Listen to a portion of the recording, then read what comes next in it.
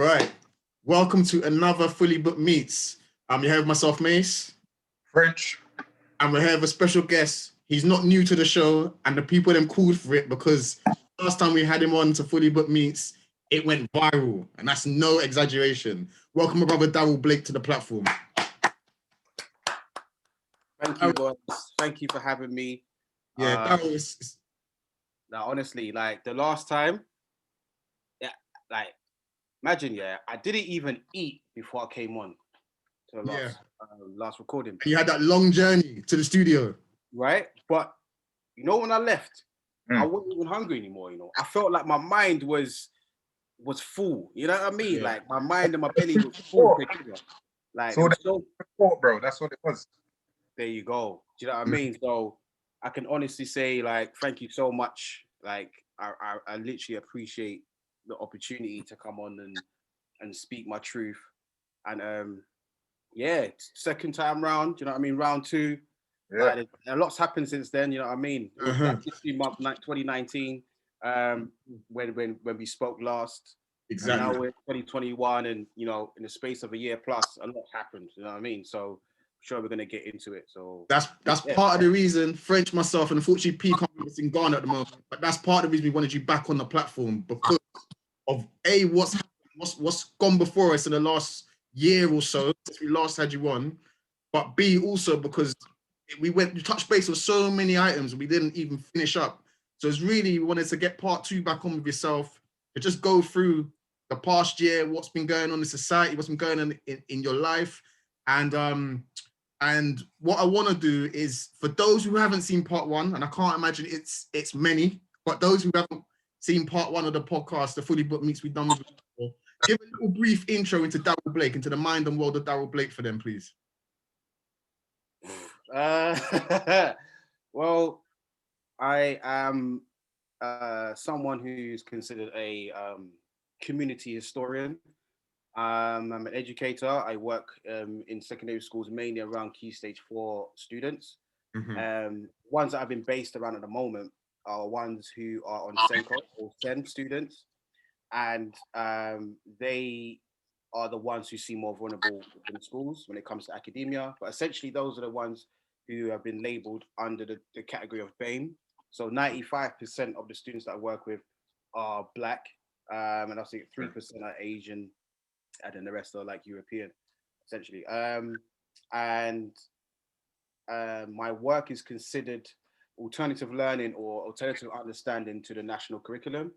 And away from that, the community work that I do is based around mentoring, leadership, and empowerment. That's all under the umbrella of Pan-Africanism and Black Studies, which I'm a student of, and sort of a Black empowerment advocate. And I've been labeled the Black Robin Hood, steal the information from the rich and give it to a less fortunate to have the information. So it's many hats, but I'm just an many ordinary facets. Guy. Yeah. I'm just an ordinary guy, just trying to read. That's it. Just trying to read. Yeah, that's what we do over here, though, bro. That's what we do. That's what we like to talk about. Books that we read, information that it gives, and not just reading and doing nothing. It's the actions that you do with it and how you can implement it on everyday life. How you, as you said, sharing the information as well. There's no point hoarding it and doing nothing with it. You know what I'm saying? So that's what we do here, bro. So I just want, before we even go any further, though, I definitely want to say thank you for coming back on, because the last time you was on here, it was very insightful. You provided us with a lot of content or context in regards to some of the things that goes on in the schools, and just information in regards to what books that we can get to do our own research and to find out things that we need to know for ourselves. Because it's easily said and done that you can come on here now on the platform and give all this information, but I think if you don't personally go and have a look yourself, then what's it's just hearsay. You're just taking it up from another source. But I think this platform here, we're going to encourage for people not just to listen and hear an opinion, but also go check out the facts, check out what you're saying, go and do your own research. Be encouraged that to go and look at a book, go and look at what you're saying in on other platforms as well. So it all comes together. Yeah, I mean, you said it better than I would ever say it. Really, it's important to take information and apply it. Again, because the information's out there. It's about what you do with it, you know. And I mean, I've got books. I've read bits and pieces, journals, essays. The fun part is telling people, you know, like that. Like keeping it to myself is boring. Like those who consider themselves like intellectuals, got made degrees and whatnot, and you know, they just harbor that information, and just like whenever they feel like speaking, they just want to regurgitate what they've learned and then just go into their corner and give their one or two opinions. I just like, those people I don't understand. Like information is meant to be shared. Like it's literally meant to be shared. Like it should be gossip, you know. Like our gossip That would top be the good should gossip. be That would be the yeah, it gossip should be part. gossip, right? It should be gossip talks, not like your normal things that happen in popular culture. It literally should be, oh, did you hear about? Wait, I'm gonna later on. We're gonna make a WhatsApp group here, and we need. Oh, yeah, there's some information. Did you know about melanin in the universe? Swear, dog, cause like it should be gossip talk. Like it shouldn't just be, oh, it's for that. No, it should be stuff to get excited about. There should be hashtags. There should be like breaking news. Like this person found out that you know the oldest bones ever found in Africa was in Ethiopia. Hey, and then whatever. But it's a long way to go before we get to that stage. You know what I mean? So. But you know the information that goes back, the whole securing of the information goes back to, I guess we'll get into it, but where we are is because of certain people having information and other people not having the information. If you think what I'm saying. 100%. So that's why we're in a society where information is so powerful, because again, as you said, it's easy for people to hoard it, but there's people that hoard it for a reason. So not everyone is on the same playing field, because if we all had the same information, we'll be all on the same playing field. We'll all have the same opportunities. But obviously there's a system, a systematic system that's been put in place for us to not acquire all the information. But now, luckily enough, we're all in the age of the information age, and it's making the playing field a lot more even. We've still got a long way to go, but we're on the right track from what I can see. Just looking around, looking at my peers, looking at my brothers, my sisters, them, and just us as a people. I think we are making the right steps in the right direction. But that's only due to information, because generations before us, as we know, they was banned from being able to read and things of that nature. So when we've started with such a weight on our leg at the starting blocks, obviously we're going to be in the positions that you see us in at the moment. But as I said, the more information that we have and the more information that we share amongst each other, the further that we'll get along. Spot on. Right, like I can't contribute to that. Like that's 100% right. Like that's exactly what it is. So yeah, like. But bro, you know what? I want to get to the juicy bits, because I know we can talk about and be philosophy all day. But literally, I just want to, from your standpoint, being a black historian, looking back on 2020, how do you think it's going to be marked in our history, just in terms of what's happened over here and what's happening in the US? Like, let's just kick it off now and just get to the juicy bits, because, as I said, we can be here for hours. Okay, so let me start with the US. 2020. I feel like it. George Floyd. I just feel like it's not a unique event, because there's been many police brutality deaths prior to George Floyd, right? But the reason why I feel that one sort of like just spearheaded this whole global movement was because there was many factions that kind of played a part. So one, we are going for a global crisis. So everybody's sort of on edge and everybody's paying attention to the news and oh my days, right? Two, there hadn't really been a sort of like a a national outcry for defunding the police. There hasn't been until George Floyd happened, and George Floyd happened at a time where there is a massive, a secret uprising of Black consciousness. When George Floyd died, the first people to respond weren't academics, it weren't politicians, it was graffiti artists. Graffiti artists were the ones that were writing his names on the wall, right? So they had George and then Floyd, or Floyd dot dot dot, or they'll have George dot dot dot. So they separated these names and kind of did their artwork. They were the first people to respond because art always reflects times. It always reflects what's going on in the world, right? So prior to George Floyd, in like May, in June, there has been this massive conversation around reparations in the United States. There's been this whole conversation about, okay, how are we going to make 2020 be the grand year for the, what's it called? It's Back to Africa movement. Yeah. Within the United States, a lot of celebrities were going to Ghana like every September, December. But they was going to make this year like more grand than ever, right? Also, I'm a sort of person that plays around with numbers. So 2020, it's alliteration, isn't it? Like it doubles up 2020, 9/11, you know, like there's been deaths by the hands of the police in 2019, 2018, and so forth. But 2020 has a little ring to it. Plus, I also believe that what tends to happen within Black organizations is they will get amped and supported by European organizations and support groups, which ultimately takes the eye of what's going on in the wider sense of the world. So everybody's focused on George Floyd, but no one's really paying attention to what the United States is doing to people in Africa. They're not looking at what Red Cross, the charity, is going into Africa and doing in terms of like abusing young boys and young girls. You know what I mean? Going into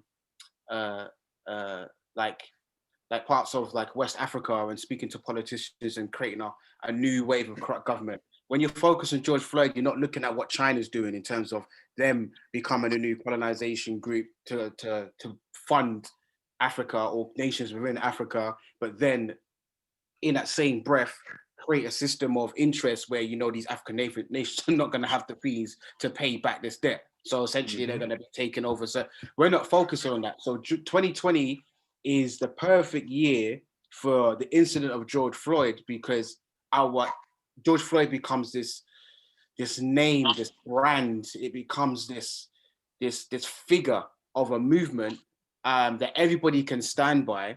But to me, it's just another lost brother to the system. But we've lost many people to the system. And I feel like 2020 is just because of the pandemic, because people had to spend time at home. And the reason why it was big, like most movements and most marches, is because the powers that be are white Americans, and white Americans supported the whole movement behind George Floyd. Most of the marches you see fighting against the police and whatnot was white Americans. It weren't Black Americans, it was white Americans. And because by nature and by design, the concept of the United States was created 1776 after, you know, the Civil War. The idea and concept of the United States is built upon anarchy. It's built upon rioting. It's built upon fighting. It's built upon death. It's built upon all these things. So by nature, there's always going to be a fight, a riot on that soil, because that's how the nation was built.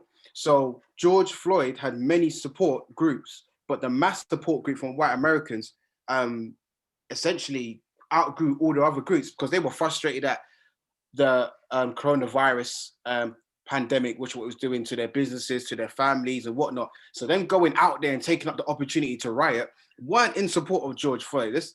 Let's just get that idea out of our heads. It wasn't. It was an opportunity for them to really go out there and cause havoc. When you saw videos of shops being burnt and, you know, people smashing windows with hammers, there was a plethora amount of videos when you seen these people that are masked up going to these George Floyd riots, and they were just positioned people. These are police officers. These are just random people. Even news reporters got caught smashing windows so they can film and say, oh my gosh, look what's happening. It's anarchy, they're looting, so on and so forth. So we've got to step away from the smoke screen of you know, George Floyd, his death, like Black Lives Matter, we got to step away from it, because the moment we get caught up on the system trying to support us by creating this movement of, okay, how can we talk about diversity? How can we talk about equality? The moment we get caught up in this idea that they want to listen, we've lost. I said this before on the last podcast. We've lost because they do not want to help. They do not want to support. Same here in the UK. What happened? We had this whole mass of people on Instagram posting black squares to show support. Black squares, yeah, businesses posting black squares. It's like, okay. And then after like 3-4 weeks, they would go back to normalization. So once the hype's calmed down, whilst you know, no one's really mentioning George Floyd, once the riots have calmed down, summer's sort of coming to an end. You know, we've gone through June, we're hitting July, we've only got 1 month of August. And obviously there's restrictions in place. Let's go back to normalization. Let's work on our businesses. We got caught up on the idea because anybody that looks like an ally who's for us, like, yeah, like we got to support black people. This is not on. We get excited, like we clap, like yay.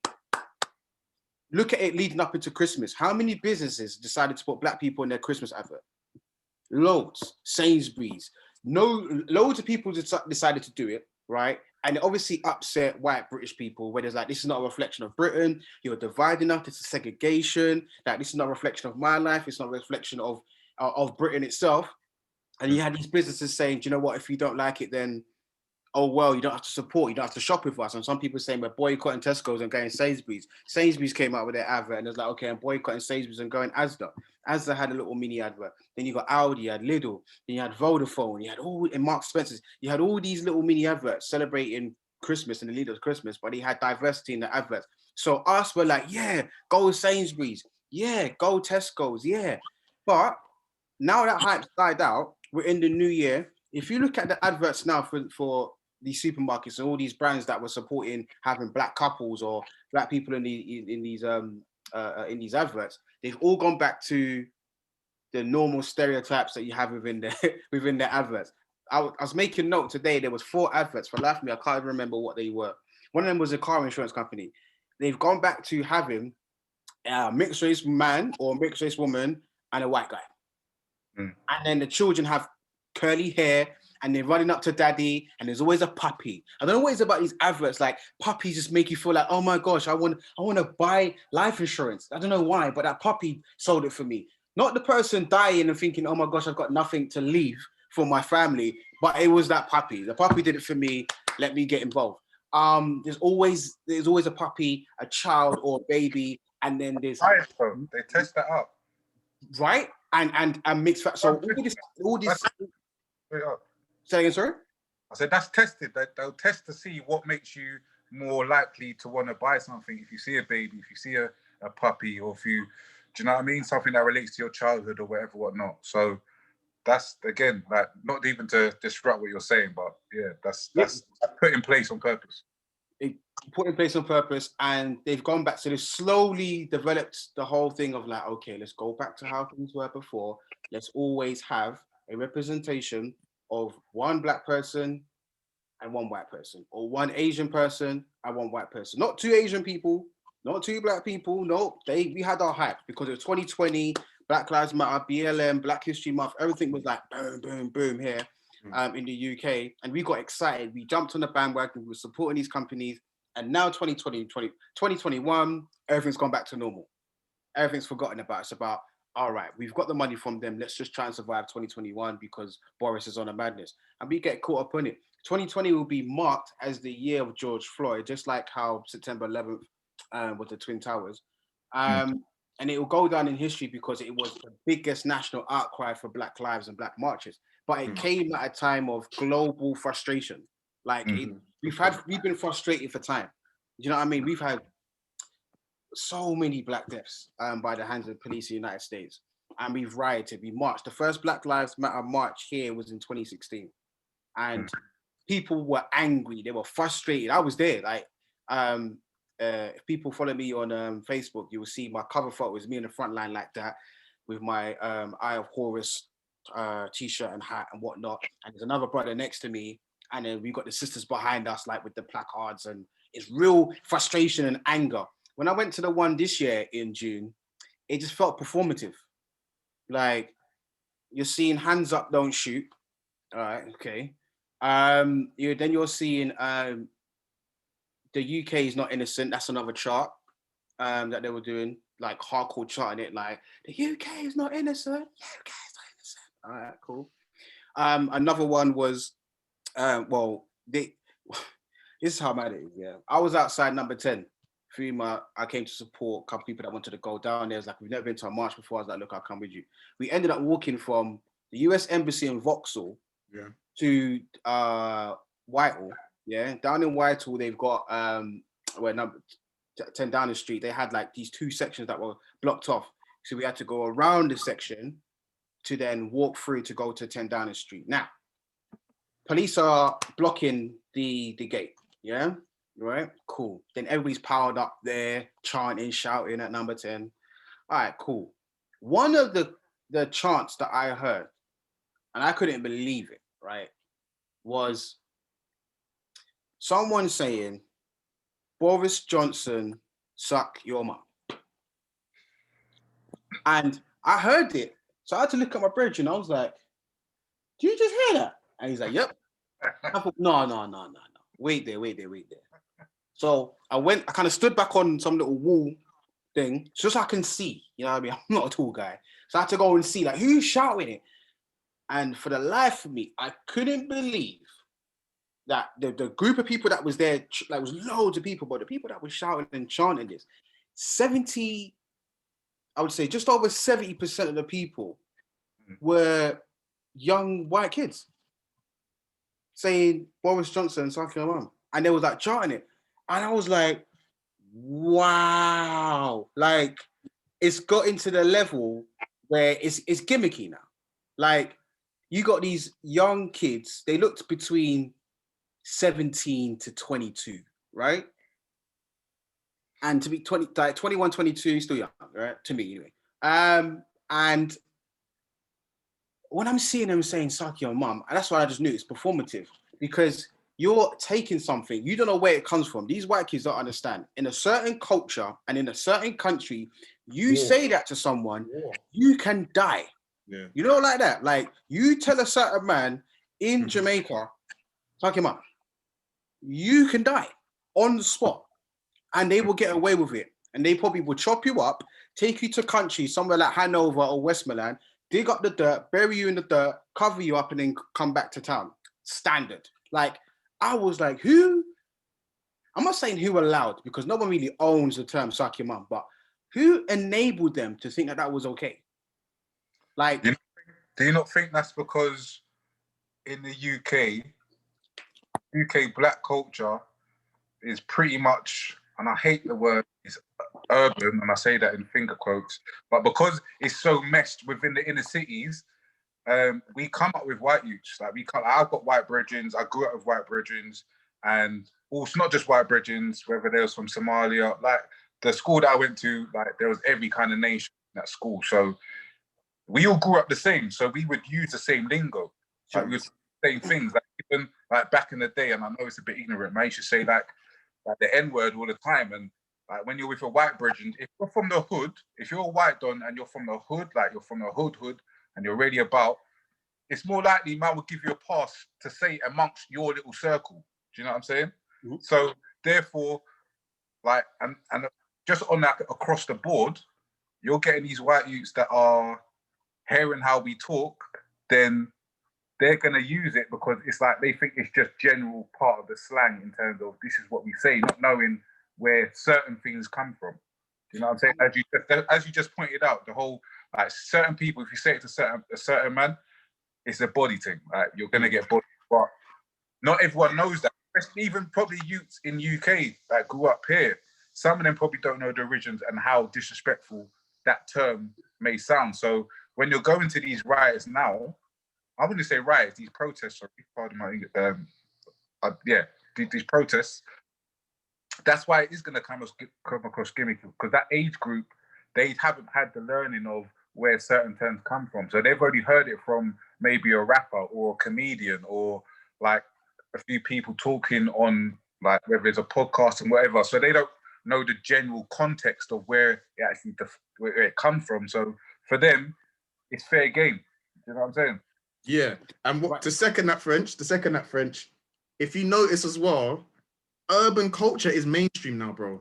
And all you got to look at is the UK music scene. And when we were growing up and you had things like Top of the Pops, urban deemed tunes, songs, or rhythms, or whatever you want to call them, they weren't on there. But now you've got these guys coming up, these young rappers. Rap is a massive industry now in the UK market music scene, and the type of words, vocab, grammar that's thrown into lyrics, it's so widespread now. It's touching all over the country.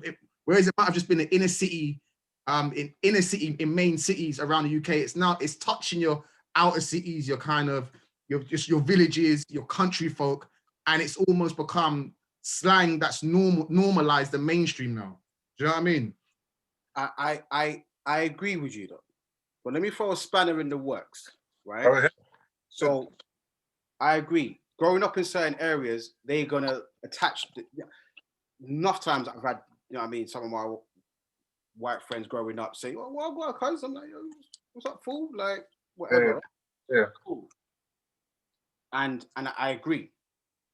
But when I stood back and I'm looking at it from, like, I looked at it from a critical race theorist idea. So reason to me personally, how I studied and I looked around, the only reason why they said that, this also says performative, is because there was black people around. I was shown a video clip here. Someone wanted me to do an interview for Extinction Rebellion, you know. Oh yeah. Right? Yeah. And they were showing me clips of marches and riots that they've done and whatnot, right? And they wanted me to show it. And then I'll watch the clip and then I'll speak on it. So when they're doing a documentary, they'll show the clips and then I'll be talking about what's going on. Okay. So I was looking at their placards and what they're saying, and these are the same age group of the people that was at the George Floyd marches, right? Same age group, right? But there was no sense of urban side. Okay. There was no, and I can't envision those same white kids going to a march with their parents holding up a sign saying "Suck your mum, Boris." It will never happen because their parents could be like, "What is that? What do you mean? What is suck your mum? You tell them to go suck? No, don't do that." And they probably wouldn't be able to go on the street with their parents. The only reason why they did it was because they was in the company of those around. That's the only. It's performative. They will only. It's the same using the N-word. They probably wouldn't use the N-word around their parents. Or if they did, they will justify it saying, "Oh, it's in a song," and blah blah blah blah blah blah blah blah. It becomes before. This is what I'm saying. We've got to be careful with allyship because they will say stuff like "suck your mom," but it's performative. They don't understand where it comes from, and they don't want to understand where it comes from because it would then disable them from using the context. Same like the N-word. We still having the conversation. Oh, if you can say it, why can't I say it? It's the same thing like that. It's like, why do you want to say it? Like, why? It's because you want to be us. Like, why? That's the only reason why you want to say it. There's no anyway, right? And that's where I just knew from looking at that point and being like, we don't even know what's really going on here. Like, we're seeing a performance. We're seeing people using hashtags. We're seeing young people going out there and saying, you know, Boris, suck your mom, and hands up, don't shoot, and whatnot. And I get it. I am for the protests or demonstrations to bring about awareness. Totally for it, because without that, you wouldn't know what's going on. But to me, it becomes performative because after a while, those same set people you call allies are going to go back to their comfortable, privileged situations, and your existence and your experience is going to be forgotten about. I don't get excited about seeing those protests because it's easy to protest, and those protests are guided. You have to tell you put in a protest, what you have to do, you have to tell the police, right? So you have to call city police, or you have to email and fill out this form, right? So you have to tell them where you're protesting. You have to tell them how many people is going to be in attendance, and also the date and time. So you have to say, okay, cool, on this Saturday, January the 16th, right? We are going to hold a protest. This is my organization. We are going to protest between 12 p.m. and 5 p.m. We're going to do the journey from Hyde Park all the way around to Parliament Square. We're expected to have about 400 to 500 people, and this is the route. And they have to say yay or they have to say nay. More time they will say yay they will just make sure police are along the way to make sure you're good. But if you don't, I don't even want. I know you can go, but I just want to interject there and just ask: if they don't do that, then what happens? Well, if they don't tell the police and do it, Yeah, then the police will come and, well, first of all, they will see you on CCTV, right? And then what they would do is, I guess, send out the bully vans to come and find out what's going on, and they'll probably try and barricade what's going on. The one that happened in 2016, we decided to go our own way, and then because the police were parked up on certain roads, saying that you can't go down there, you have to follow this road, so you have to go from Hyde Park all the way around and follow it down to Victoria, the classic route to Victoria, and then you have to go left by Victoria, I think it's Victoria Street, all the way down to Parliament Square. That's the route you have to take, and then you do your march there and whatnot, right? Which essentially started on Oxford Street, off the Circus, and it moved down to Hyde Park and then down. But we was like, no, why are you telling us where to go? So we was like, we're going that way. The police said, so you can't go that way, it's for this way. I'm like, why are you no. So we decided to go our own way. He was calling for backup, and then more police came and he tried to stop us. Afterwards, there's too many, so just let us go. But they tried to stop us. I think they wanted to have control and organization of the direction we're going to go in. Maybe it's to alert businesses and homes that there's going to be a demonstration in the area, so you might want to get out or park your car somewhere else. I don't know what it is, but for you to have a demonstration of frustration against the police, but then you have to conform with the police to let them know where you're going. It's like, bruh, like, they're like, yeah, sure, go ahead, it's fine. But time's up, because when it gets to a certain period, they're like, all right, wrap it up. And they'll try and find the organizer or whatnot. Or if they start making arrests, they will blame the organizer, because the person organizer has to give their contact details, so their name, their address, their email account. So if things get out of hand, they'll go straight to the organizer. So sometimes you might see organizers say, all right, we're going to go this way. Okay, cool, blah, blah, and they'll just leave it. You know what I mean? Anything that happens after a certain time, it's not solely based on the organizer, but they will pinpoint the organizer first and then sort out the discrepancies afterwards. But if you don't alert them and you make it happen, then yeah, they'll just come for you. But if you're strong in numbers, so if you're not vandalizing anything, then I guess it'll be all right. But as soon as you start vandalizing stuff or misbehaving, they'll start making arrests and all the rest of it. It will just turn a bit brutal. Do you know what I mean? So yeah, same like when we had the real riots back in, the 80s. Do you know what I mean? 80s, up in Tottenham and in Brixton and Hackney, and they weren't organized with the police. It was like, well, hold on. So you've had 13 young people die in a house fire in New Cross, and you don't know who it was, and all right, cool, we're just gonna have a madness. And it just turned peak, and those riots will go down in history for like real riots, because it was about against the system, fight Babylon, but also it's about how you just like not trying to bring anybody to justice. And you had riots in Manchester, riots in Liverpool. That was the real ones, because those police officers would really bruck you up. Like they would really ask anybody who's black, who's over the age of 50, and ask them what was it like in the 70s. You had certain, matter of fact, I was talking to my dad about it today. Because we was watching Alex, he didn't see Alex Wheatle, part of the whole Small Axe 5 film. Yeah. Mr. Alex Wheatle was watching it, and he was like, listen, you see how the man was just standing there talking to the police, like, yeah, what is that? In Brixton, they would run you down. And he said that they used to get a special armed police force that were runners. They were solely runners. He gave this guy's name, I think his name was like Gary something. They just called him Gary something because he could sprint. He's like, after a while, people stop doing a certain badness on a certain road, because this guy would just come. Once you see his face, you just know someone's getting caught. He was the fastest white guy ever in South London. Like he was just dipping and catching people. So those were riots, because they would bruck you up and there was no way you're getting justice. Like they will arrest you on sus law, remember? Do you know what I mean? So suspicion of arrest, doing something to people unknown, right? And then they'll take you into the van, they will beat you up, and then take you to the police station and say you look like that, keep you in for between 24 to 48 hours, and then send you back home. No charges, nothing. They've got your fingerprints, that's about it. That was a regular treatment. We ain't getting that now. We can stand outside police station saying, release my man, or we will film it and be, the amount of privilege we have against police. It was only 30 odd years ago, over 30, 40, matter of fact, it's 40 years ago that we had the seriousness of riots against the police in comparison to now. So I'll rather pick up those in the 80s who tried to fight the system and got real hurt, but it was about really laying the stone down, as opposed to these riots, because it's very performative. You know what I mean? Salute the Asians that were rioting with us as well, because they was labeled as black in the 70s.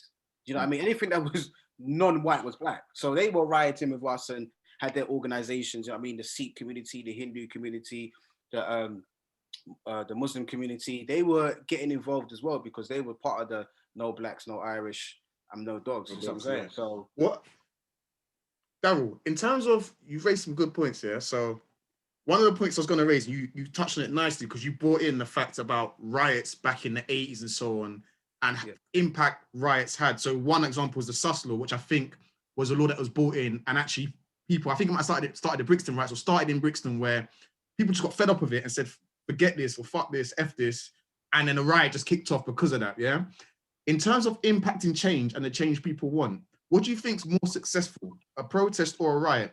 And also, my second question, because I forget otherwise, the protest that happened after George Floyd's death, not just in the States, but over here, what do you think people wanted? What do you think people wanted to gain from those protests? And do you think we achieved those protests?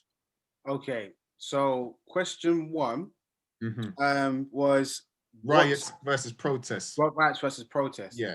What's more impactful in making a change or getting a change? Oh, see, that's a very good question. The reason I've led you to that question is because, for instance, I know that with the Sus law, rioting because of the Sus law impacted a change in law on the Sus law. So that's it. That's the reason I kind of led to that question. But that's not. I'm not trying to impact your answer. I'm just kind of what came through in my brain. I was about to say that because the Sus law was based upon the 1824 Vagrancy Act, which was anybody that's seen as loitering or looking homeless or begging for money, you'll be arrested, right? So the Sus law was an offshoot from the Vagrancy Act. So they said, so anybody that's seen as homeless or begging or doing anything that's considered a criminal act, you can be arrested. However, due to the 80s and 70s, right,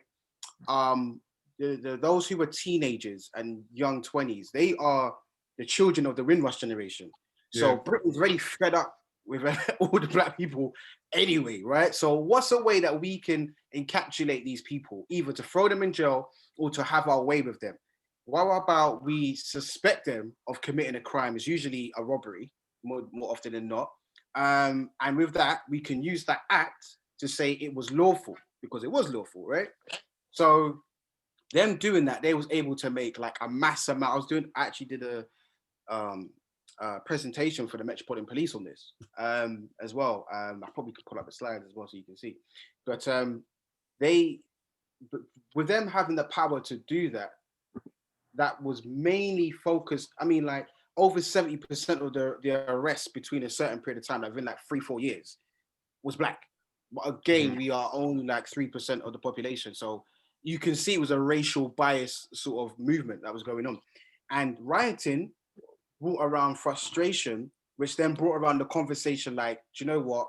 It's either we change things or these people are going to get frustrated even more than they are now. So how about we scrap the act, right? And we focus on other things that we can bring around that will bring unity between the community and the police. So rioting, you're right, brought around change because it was the damage that was done in these communities. And also Britain wanted to look like it was the saving grace of Europe. So if they're hearing about these riots happening in Britain, European nations are going to be like, what's going on? How are they treating their black people? They didn't want that. So what's the best thing to do? Let's just listen to them. Yeah, maybe it is a little bit racist. Let's scrap that and see if we can find another way to arrest these people anyway. So rioting worked because it started off. Do you think a protest would have had the same impact in that situation? Not in that situation, no. They had protests anyway. So when you look at some of the dub poetry, by Linton Kwesi Johnson, he speaks about the New Cross Fire. Remember, you had the Black People's Day in 1981. There was marching with the banners saying Black People's Day, and they had up the pictures of the young people and their ages, and they protested and marched to get justice and whatnot with political leaders, with community leaders as well. A few white leaders were involved in that as well, and I guess it brought, you know, like a national sort of, or national news. It brought it to national news, but I think it was the rioting against the police that made the whole thing like, wow, okay, maybe we need to do something, because the damage of goods is about money. And I said this before in the last podcast, the system only cares about three things: the loss of life, the loss of property and land, and the loss of money. If you can change one of those things, then they will start to listen. I feel like at that moment, rioting was the best option. Do you know what I mean? Yeah, they burnt down their community a little bit. Yeah, they damaged their own goods. Do you know what I mean? Which to some people can be seen as negative and bad, but it got the conversation going. Do you see what I'm saying? So, and not all shops were burnt down, only a few, but it was mainly cars. They were torching cars. So my dad weren't there, so not to incriminate him, but he knows people that were there.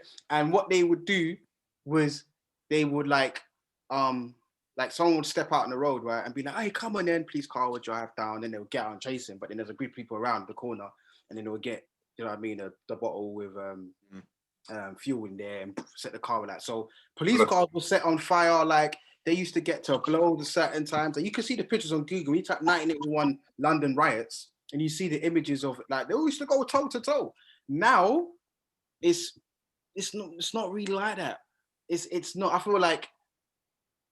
feel like protesting will work now more than rioting would. All right. So if you say that, what do you think that the protests that we've just had, how do you think it's made an impact, and how successful was those protests looking back on it today as we are now? When you say success, can you like break down what you mean by success? Because that could be measured in different ways. Because it kind of goes back to what Mace was asking before in terms of what impact it has. Like, what's the actual impact? What did we want as a people from doing the protesting and the rioting? What was the answer? What was we trying to gain? Because there's got to be an end result. You can't just go rioting for nothing. You can't just go protesting for nothing. So what is it that we are pertaining to get from each act? So what I came across was two things that people wanted. The obvious one was justice for George Floyd, for the police officer to be sent to prison. The second thing that they wanted to do was defund the police. They felt like there was too much money being pumped into police and not into organizations that was helping to sort out the criminal justice system. That's what they decided. That's what they wanted. Here in the UK, I'll be honest with you. Yeah. Like, I'll be honest with you. Yeah. I don't think the UK understands what it wants. I don't think, because Americans' issues is America's issues. There are brothers and sisters over there, no doubt. Just like in Nigeria with SARS, those are brothers and sisters over there, right? But the UK, like, you know, they say like when America catches a cold, the UK catches the flu, right? So whatever happens in the United States, we like to lobby off it or piggyback off it, because it's a gateway into getting Black voices. Because there's the high population of Americans, African Americans in the United States, it gives them a power and a voice across the globe through culture, through music, through history, so on and so forth. So anytime they are on something, we will latch onto it and be like, yeah, we are proud to be British, but we are Black British, you know, it's our culture, we need to respect to like Black Lives Matter. Matter of fact, oh yeah, don't forget, like at my workplace. So we wait for something to happen in the United States, and then we become reactive. We don't know what we want, because we will say we want defund the police, right? Was here? Was they saying? Yeah, they will say that here. Yeah, I've seen bare banners saying defund the police here, but I'm like, all right, let's check this out. You got people saying defund the police, yeah? So you want to cut the funds for the police. Essentially, if you cut funds for any organization, staff's got to go in it, yeah? So let's say you see the whole defund the police. Wasn't that okay? I know from my limited understanding of it, in regards to America. I wasn't aware that that was the case in the UK, but just in reference to America, the whole defunding of police wasn't the fact of taking funds away from them.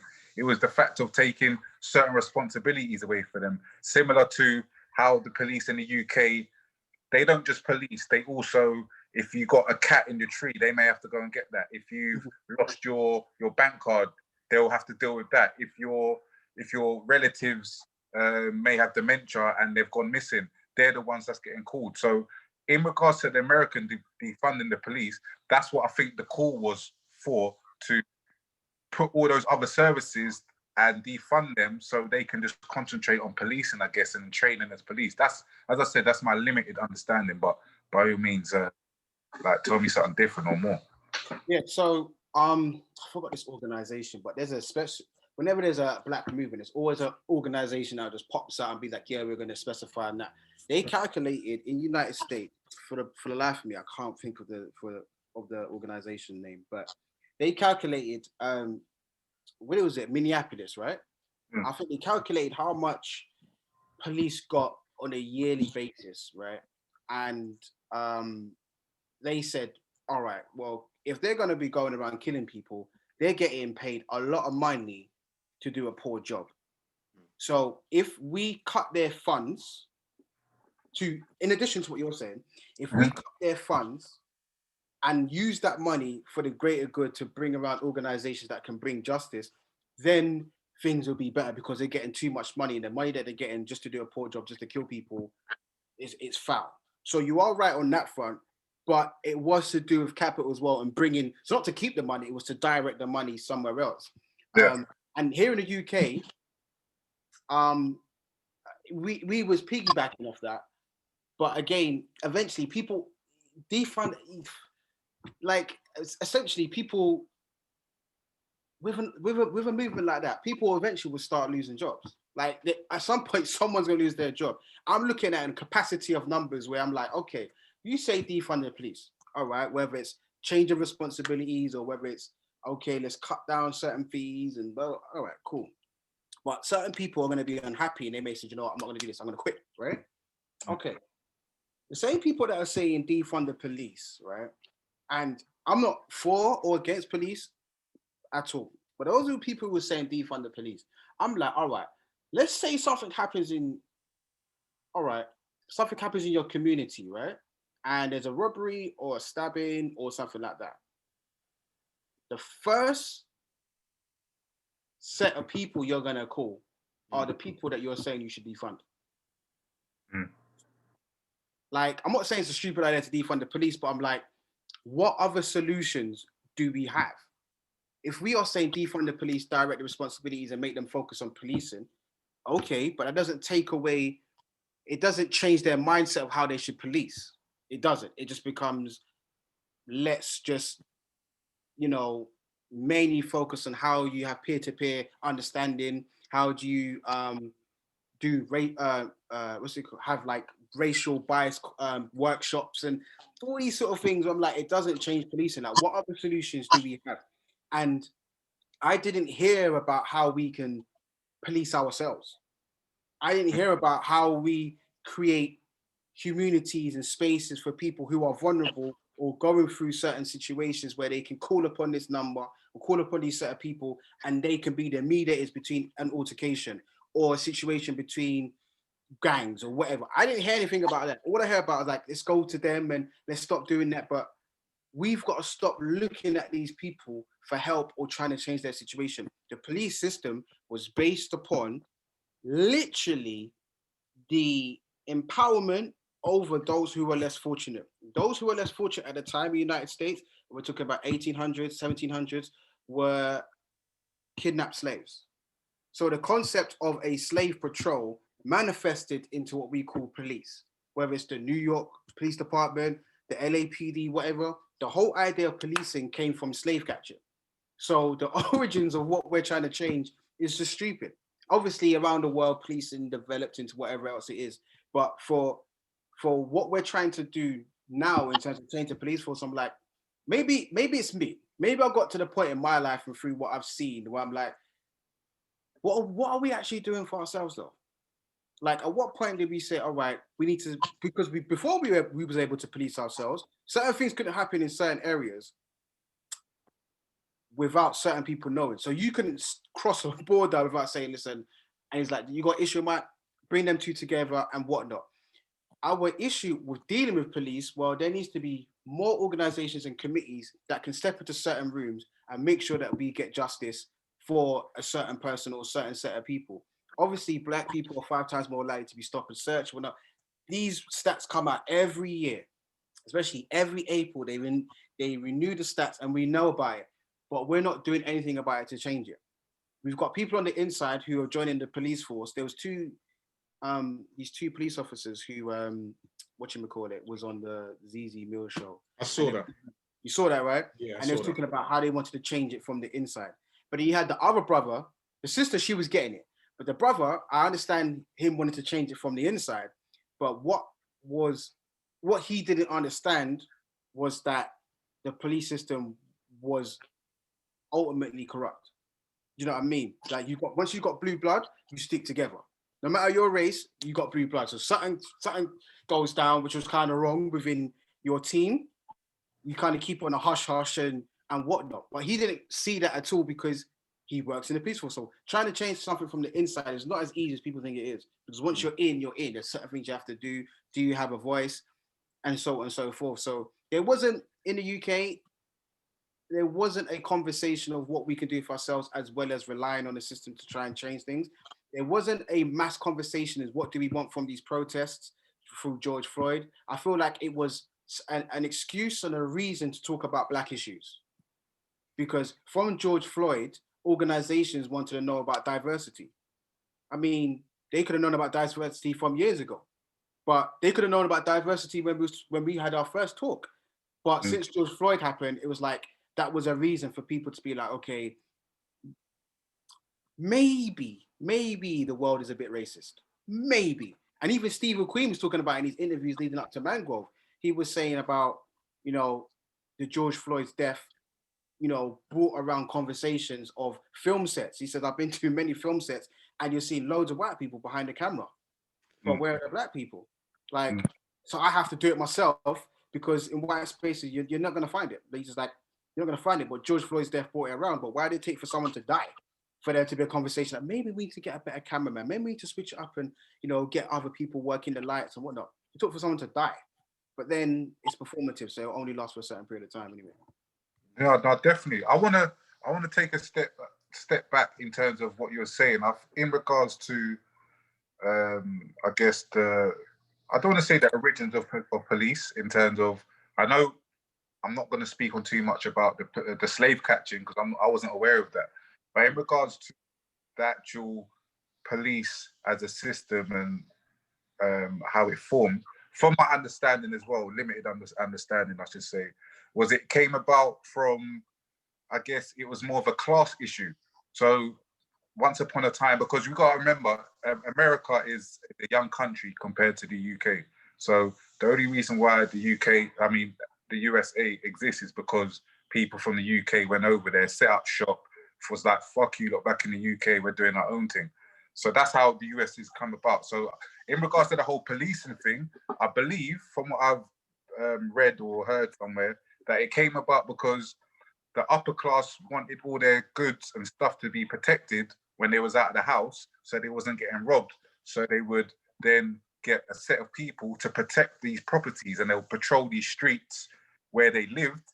So if any kind of vagabonds or ragamuffins would come around and be seen to be snooping around to burglarize these rich people's houses, they would then be detained. And that's how I think the whole police system then became about, and it is what it is today, as far as my limited information is in regards to going back. But what I want to really touch on was the fact that in the UK, we've got a different history. We've got different problems, essentially, with like racism, because it's a lot more under the carpet over here. In America, it's obviously it's very much in your face. Whereas over here, as you said, I mean, again, my personal view on it is very similar to yours in regards to the fact that everyone was, I guess, shouting about doing the whole Black Square thing, putting their bios, and I'm sure,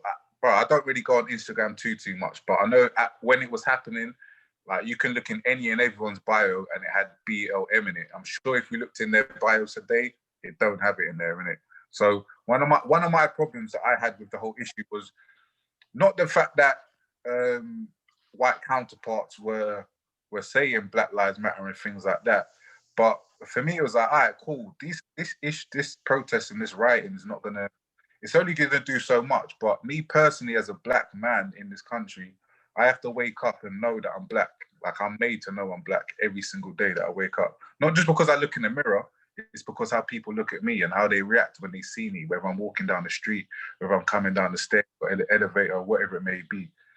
So I guess what is it that we're trying to accomplish over here? Like leaving America aside, and not to say that their problems aren't our problems and we don't have similar interests of that nature, but all that aside, where do we stand and what's the steps that we need to take to make improvements? And can we really expect there to be genuine improvements in a country where we're only 3%?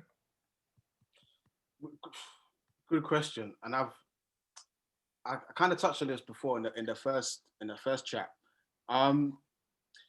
What are we trying to do? See, because there are many. How can I put it? I believe there are two sets of Black people in the UK. You have those who want to integrate, and you got those who want to segregate. Innately, we both want the same thing. We both want to have a position in the UK where we can be Black without any issues and everything is equal and we have justice the same as everybody else. Mm-hmm. We don't want to have more, we don't want to have less, we just want to have the same and be left alone. We have two different groups. Now, there was one issue in each side. And I would like to know which sides you two both are on here. Right? The integration side. The issue with the integration side is we will integrate into a society which financially, so economically, they are better off, right? So we will then go into a society that's dominant, who do not want to give up their reign. They don't want to give up their crown. So ultimately, we are going to go for an acculturation process where we're going to assimilate to them so we can integrate. Integration just means that. But on a society level, integration means that because they're not integrating with us. We're integrating with them. So if we're integrating into them, that means that we have to do what they do. So being an integrationist, you end up losing a piece of yourself because you have to go in over there. You see what I'm saying? So, for example, if there's a room full of people, right? Room full of people, white people, and they're wearing red, right? And me as a Black man, I wear blue, innit? I'm a blue man. I want to be blue. But I want everything that's in that room. So they've got Wi-Fi, they got PS5, they've got music, they've got bars, they've got everything. That whole society over there is lit. But I feel like I deserve everything in there. But then, like, I hear you, and so you do, right? And there's Black people in there too, like scattered, but it's predominantly white, right? For me to go into that space and fit in and integrate into that space, I have to change my color blue.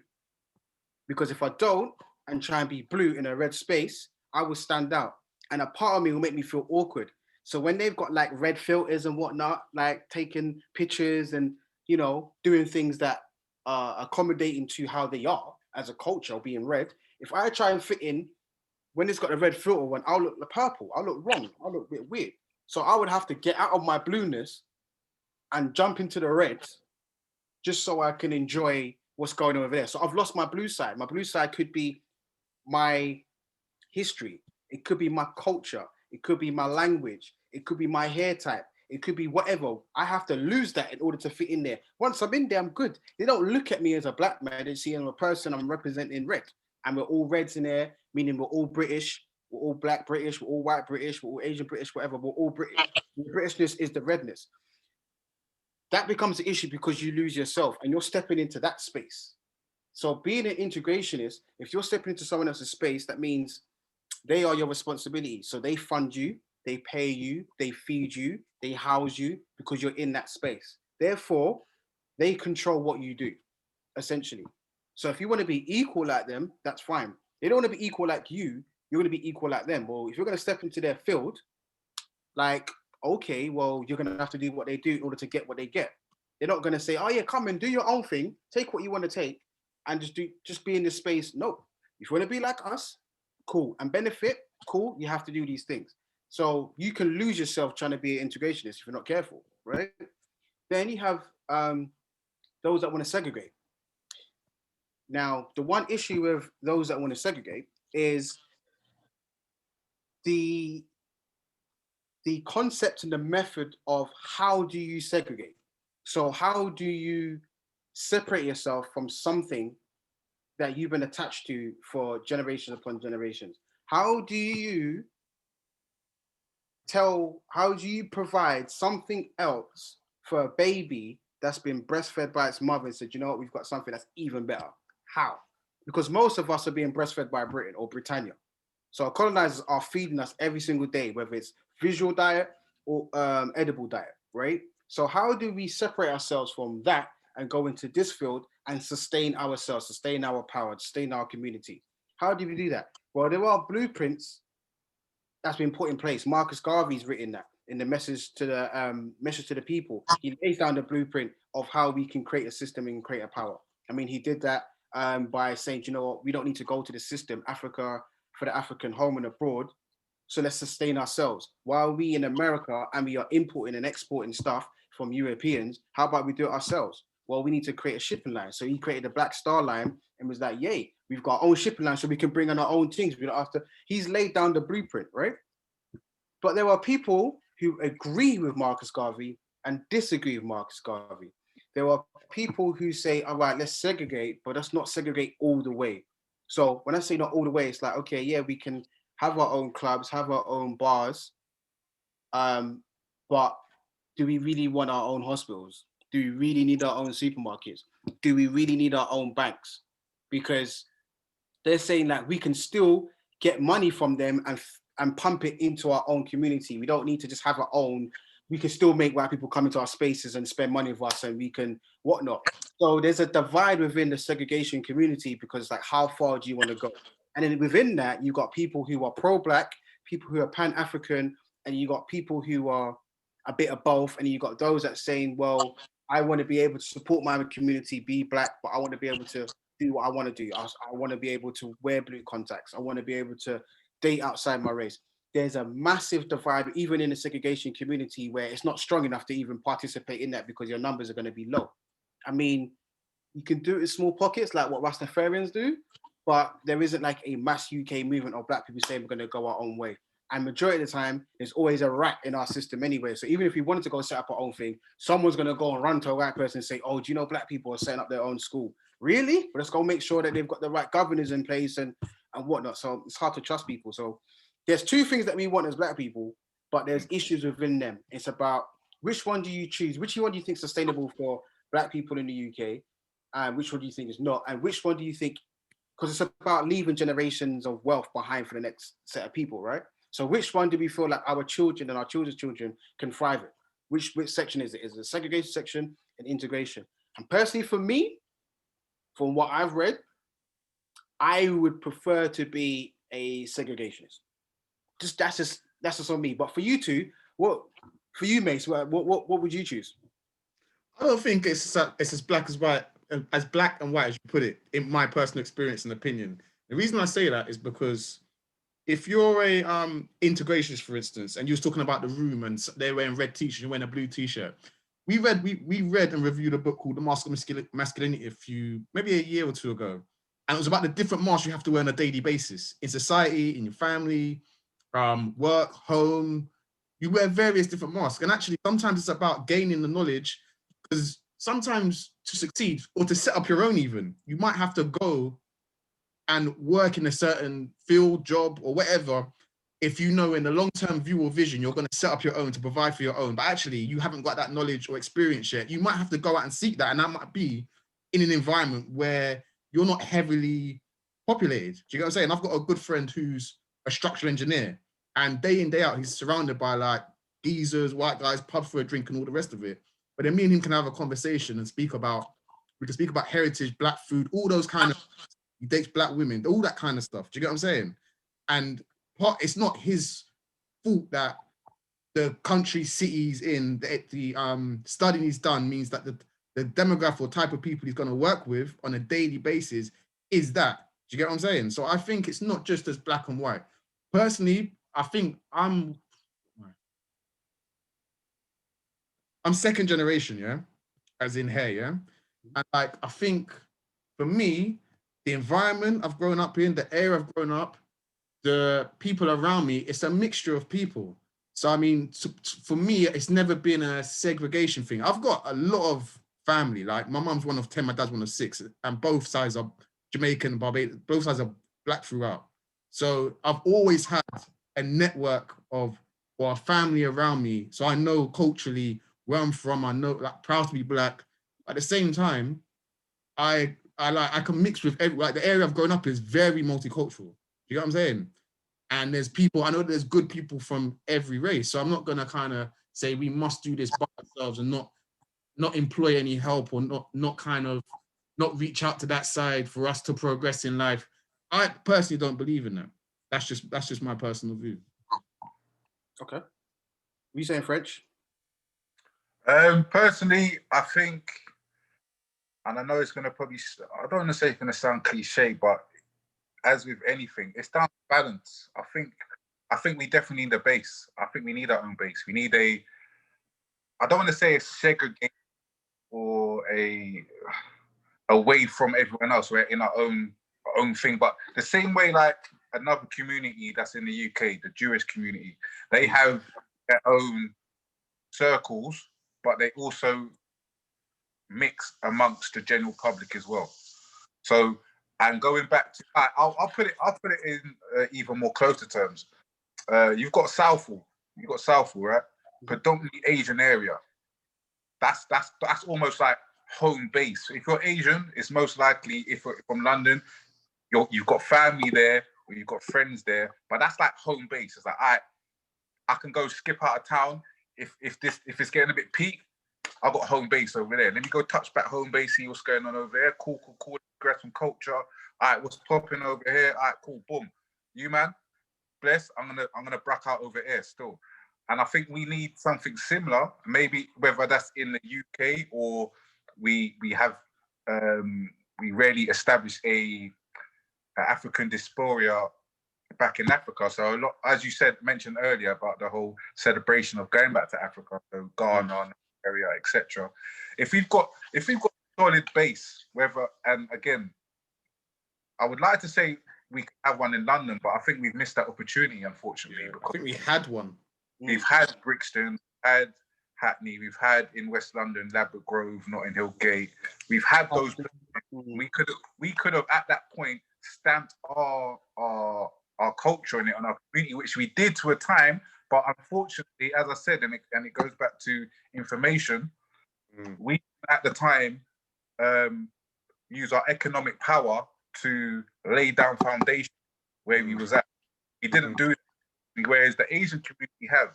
They've laid down foundations and said, all right, this is our base, this is our thing. We've got our thing. The younger generations, I know you don't want to mix with the with society, and you need to get jobs and you want to be successful. So you're gonna have to go into university. You're gonna have to mix with the different cultures that are there. So go and do your thing, but just know you've got a base right here. So anytime it seems a bit funny over there, base right here, touchback. It's like playing, you know, the game, and you go and play base and whatnot. Like you can go and run off, like run out. All right, cool. Let me run over there and see what's popping over there. It's getting a bit mad. Base time. Do you know what I'm saying? So I think we need that. So that's why I'm saying it's a bit of a mixture of both. It can't just be we're separate, because certain things we're not astute to. We need to learn from others as well. There's certain techniques about whether it's architecture, whether it's about doctors, or whether it's about coding. Like there's some things that we need to learn from other cultures, and there's some things that we can teach other cultures. So I don't think a complete divide is really going to be beneficial for us or them as a world, because at the end of the day, and I know some people may not like to hear it, but we are one people. Like we are people at the end of the day. We're humans.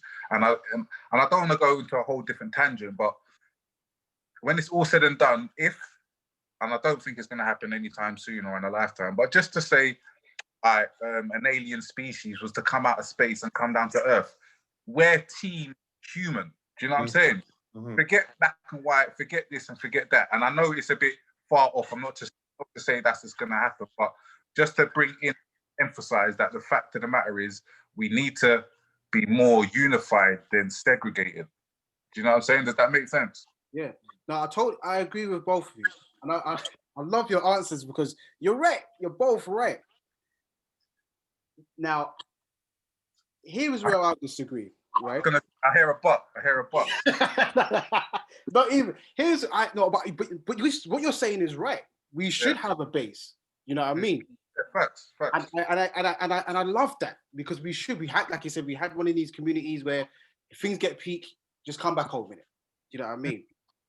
Now, here's where I'll disagree, right? Is because we've got Frances Cress Welsing, who wrote a book called The ISIS Papers, and her mentor was someone named Neely Fuller.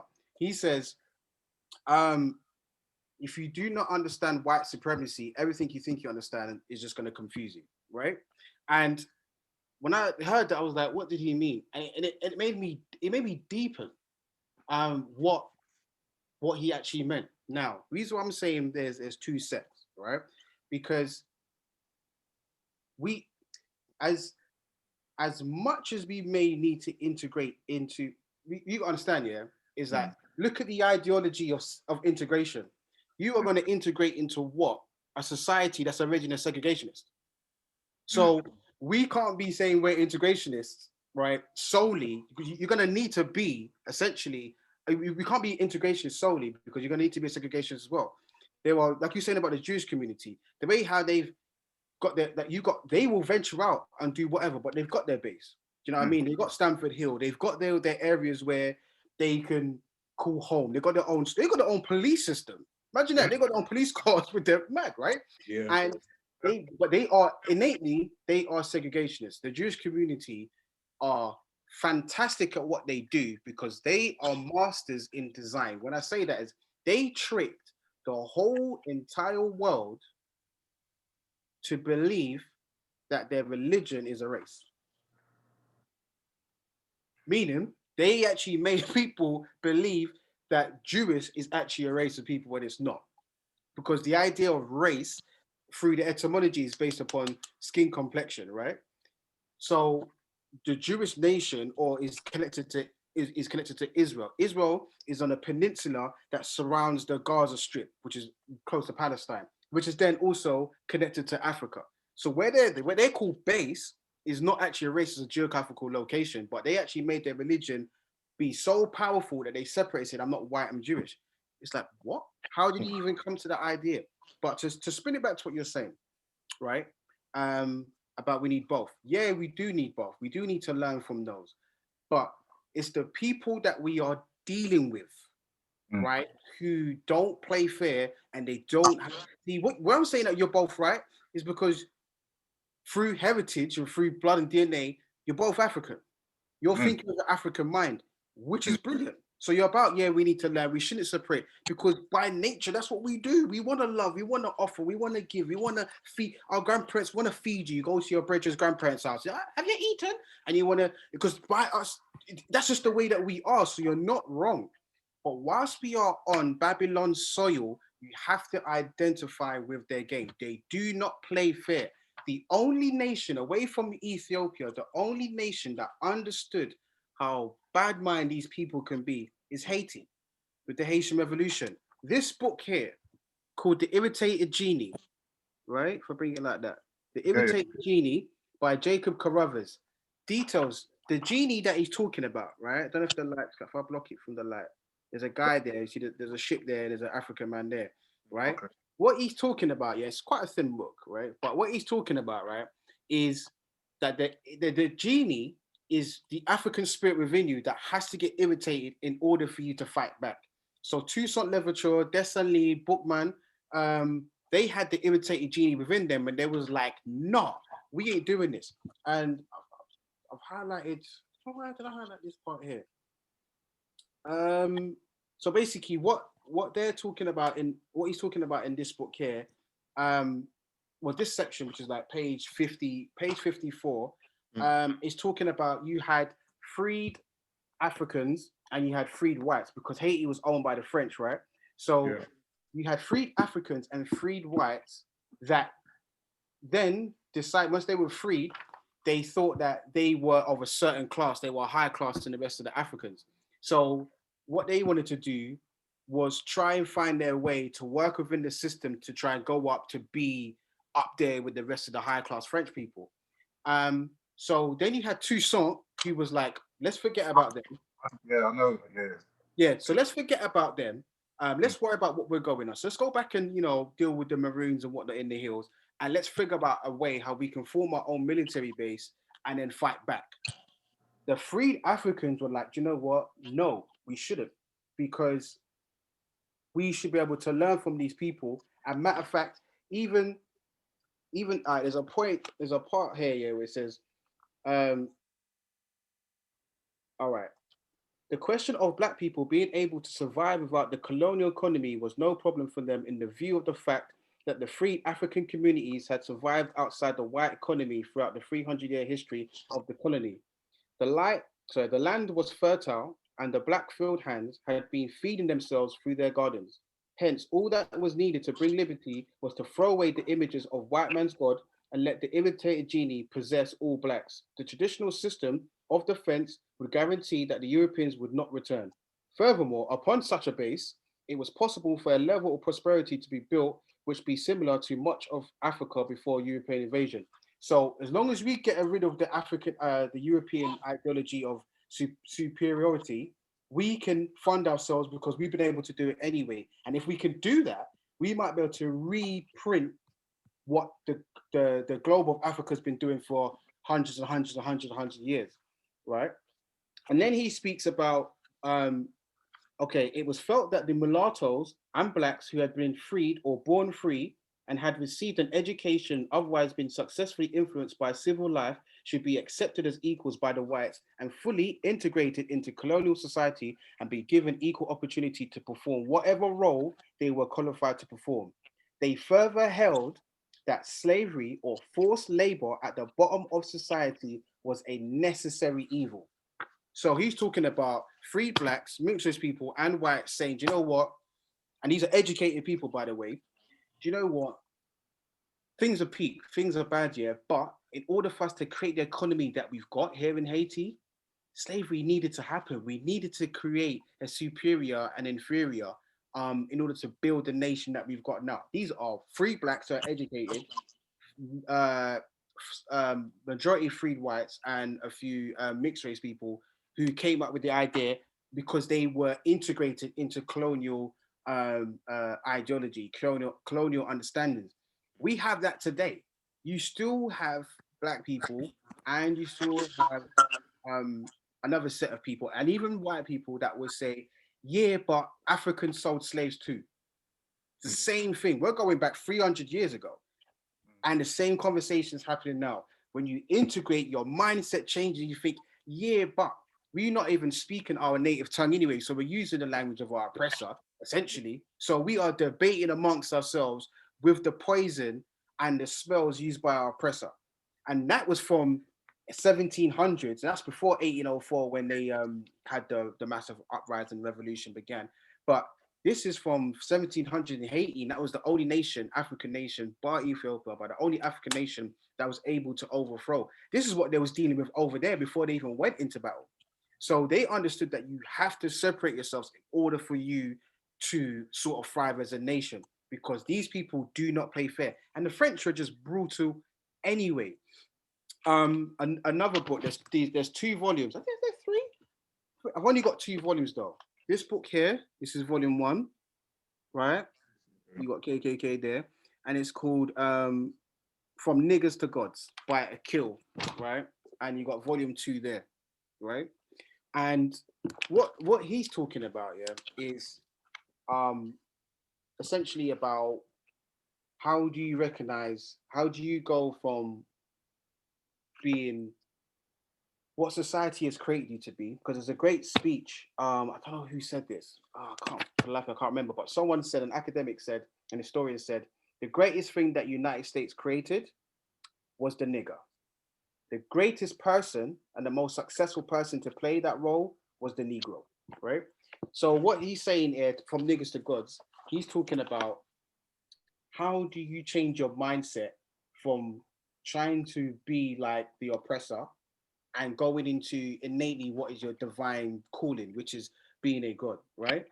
And in this piece, he's saying our behavior is learned from the United States, right? So he's saying we learned how to do a drive-by shooting from America when she did a fly-by shooting in Libya, Panama, and Iraq. We gunned down our black people just like America has gunned down the yellow, brown, red, and black peoples of the earth throughout history. We ain't nothing new. We make our money through illegal buy and sell activities, just like illegal activities that this country's richest families and business people have used to succeed for themselves. This is nothing new. We only imitate our atmosphere. So for those who don't like what they see in us, take a look at yourself. The fruit don't fall far from the tree. This generation of people are of great value and are the strongest of the strong. So give us the love, attention, and respect that is due so that we can return the same back to you. We are yours and you are ours, and we are all we got. So let us become one generation with one common goal: total liberation for all, the entire black nation. The older generations have survived, so the generations can be underneath can succeed. We respect you, we honor you, we love you, and we thank you. And then this, the last bit of the book I'm going to read is called Religious Confusion. Yeah, and he says, "My religion is this, my religion is that." He's quoting it. My religion says this, my religion says that. Well, I'm a Christian. Well, I'm a Muslim. Well, I'm an original black Jew. Well, I'm an Egyptologist. My dear brothers and sisters, please stop with all the madness. Just hush your mouth. Just shut up. Stop. Wait. I don't want to hear all of this mess. Can't you see what this unnecessary confusion is doing to us? Are we going to be divided and conquered again by this white man's petty labels and titles he's put upon us? Answer that question. Okay, so let's look at this as a thing. So you say that you're a Christian. Well, so am I, because I'm trying to grow and crystallize into the mind of Christ too. So you say that you're Muslim. Well, so am I, because I'm in submission to the will of God too. So you say that you are original black Jew. Well, so am I, because I am an original black man who is circumcised of the heart too. So you say that you are an Egyptologist. Well, so am I, because I am the black seed of the great civilization, and every black god and goddess that ever lived is wrapped up in my DNA, genetic coding, alive and well, living with the subconscious mind of the spiritual third eye, waiting to exhibit and express supreme powers of divine too. Now, the reason why I spoke about irritated genie and from niggers to gods is because we, as long as we are living in Britain and living in the UK, we have to consider the other at all going times. Like you said, that you don't consider yourself black, right? Until you step outside because of how people look at you. Same goes for me. Like, I'm a black man, I know it, but I'm reminded of what it is to be black based upon me being in Britain. So, for example, if we look at this, because we have to identify with black, right? Okay. So if we look at this, for example, now, For those that are just listening via the podcast, we're looking at a image of a black female at the moment. Is that fair to say? Yeah. Yeah. So this is basically what I do with my young people. I say to you, do you consider yourself black? Do you consider yourself white? Well, for those that consider yourself black, raise your hand. So they raise their hand. I'm like, okay. So what does it mean to be black? And they're like, I don't know, just black, and that's it. I'm just black. I'm like, cool. So I'm like, okay, so what does black mean in a dictionary? And they're like, I don't know. So I'm like, you call yourself something and you've never looked it up. All right then. Okay, cool. Well, let's look it up. And this is a generation of, button bashers, isn't it? You see what I'm saying? They're not really. I mean, some of them, the ones that I deal with, they'll pick up a book, but there would be easier for them to use their phone. So I'm like, okay, well, go on dictionary.com and let's have a look at what they class as black, right? So they're like, okay, cool. So black as an adjective, just black on blackest, right? And here's what they got. Um, it says in point one that it's basically a color that lacks hue and brightness and absorbs light without reflecting any rays composing of it. Definitely, 110%. You know what I mean? If you are, if you're in a car, okay, and you've got black seats, okay, and you park towards the sun, you go and do your thing, come back, and you sit on it, yeah, that seat's gonna cook you in it. So that makes sense, right? Absorbs light, yeah. Part two, pertaining or belonging to any of the various populations characterized by dark skin pigmentation, specifically the dark skinned peoples of Africa, Oceania, and Australia. Yeah. Okay, so they're saying anybody that's considered black are people that are from these continents. Okay, cool. And then it goes on. So as an adjective for black, it says soiled or stained with dirt, gloomy, pessimistic, dismal, deliberately harmful, inexcusable, ill-boding, sullen or hostile, threatening, without any moral quality or goodness, evil, wicked, indicating censure, disgrace, or liability to punishment, marked by disaster or misfortune, based on grotesque, morbid, or unpleasant aspects of life. That's just as an adjective. So they're like, raw, swear down, sir. I'm like, yeah. I'm like, we move. So as a synonym, so blackish, blackishly, blackishness. You got dark, dusky, sooty, inky, sable, ebony, cool, dirty, dingy, depending on what it is. All right, cool. Then we get to point three. Sad, depressing, somber, doleful, mournful, funereal, disastrous, calamitous, sinful, inhuman, fiendish, devilish, infernal, monstrous, atrocious, horrible, nefarious, treacherous, traitorous, villainous. That is synonym. So these are similar words, similar things that you can connect to the word black. All right, cool. So when you have an adjective in a dictionary and you've got a synonym, they also give you something called an antonym. Antonym being non-black. So being the opposite, right? Cool. So you have what here is only three things. So they put white, clean, hopeful, and cheerful. So I say to my students, do you bathe your skin? They're like, yeah, of course, I bathe every day. So I'm like, okay, cool. Do you get happy every day? Do you get happy about seeing your parents, happy about life, happy about the food, your home, your friends? They're like, yeah. I'm like, okay. You like to keep yourself clean, your room clean, your body clean? They're like, yeah. I'm like, okay. So are you white? They're like, no. But they're like, but this is what it means. This is what it is. This is exactly this is what it is. You mean you're white? They're like, no, I'm not, sir. But this is what the society sees of you. This is exactly what it sees of you. Now, I must remind you is that what you're seeing here is a revised version. So last year March, 2019 March, this came out. And Black Twitter went crazy and was like, dictionary.com's racist. How have you got all of these things? So what they decided to do was change up dictionary.com and do a revised version. And this is the revised version. So this is what they left behind for people to look at. So you can only imagine what it looked like before. So when I say to people, oh shit! So this is the adjusted version. Exactly. This is exactly what it is, right? So I'm like, hear what? Let's sort this out. Let's do this. Let's sort it out. Let's talk about it. So we unpack this. And when we unpack this, I say to them like, hey, this is what they think of you. And this is what they've called black. And this is what they've labeled as black. And this is all these sort of things. So then they look at me like, Raj, you know what?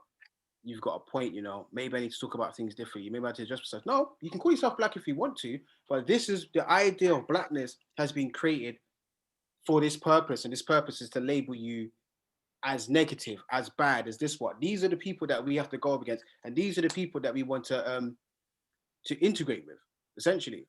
Like this is mental. And one of the worst people to to speak about blackness is that man David Starkey.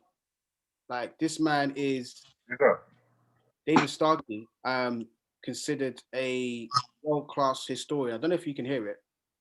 What's happened is that a substantial section of the chavs that you wrote about have become black. The whites have become black. A particular sort of violent, destructive, nihilistic gangster culture has become the fashion. And black and white, boy and girl operate in this language together. This language, which is wholly false, which is a Jamaican patois that's been intruded in England. And this is why so many of us have this sense of literally a foreign country. In that speech, Enoch Powell talked about 15 or 20 years' time, the black man having the whip hand over the white man. That's not true. What's happened is black culture. This is the enormously important thing. It's not skin color, it's cultural. Listen to David Lammy, an archetypical successful black man. If you turned the screen off so you were listening to him on radio, you'd think he was white. So this is David Starkey, who was a historian at Cambridge University. This is his ideology, and this is what he calls himself, and this is what he discusses, and this is David Starkey. Now, the main point that he said is that if you listen to David Lammy, an articulate black man, right? And if you listen to him and you turn the TV off and you just listen to his voice, you would think he was white. Now, he wanted to remind the viewers that, by the way, David Lammy is articulate. He's an intelligent black man. So if you listen to this intelligent black man, he will sound white. However, urban culture, or these chavs that they're talking about in the conversation, are acting black because they're doing this whole wagwan thing in his approach, right? So his ideology of what it means to be black is negative, but he's saying black culture. I mean, anybody can adapt, anybody can take it, whatnot. So those that are saying suck your mum at 10 Downing Street, he would say you're taking on black culture because it's a Jamaican thing. So these are the sort of people that we want to integrate with. All right, cool. We move, yeah. So let's push on from there. Not to kind of steer away, but when we think of the census, you know, the thing you fill out for like passports or whatever. Yeah. Right. When it comes to thinking of the census, the origins of the census is based upon a particular concept, which I will move on to. We'll move past all of this.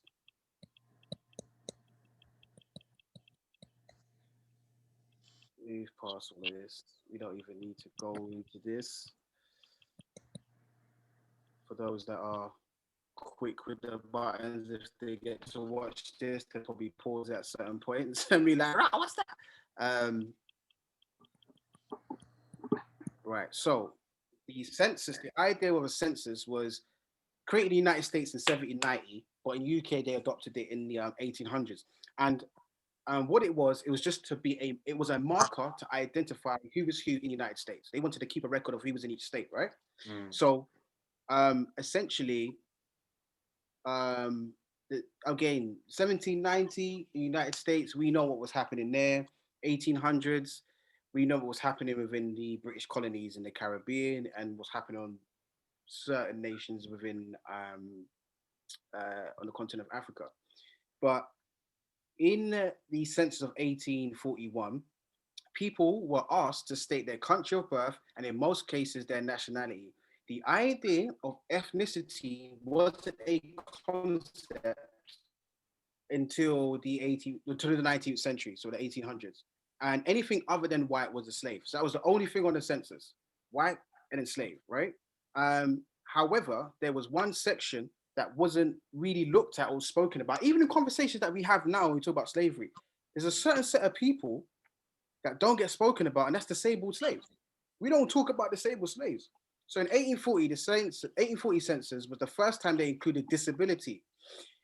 This census was shown to have severely overcounted the number of free black people who were insane or idiots.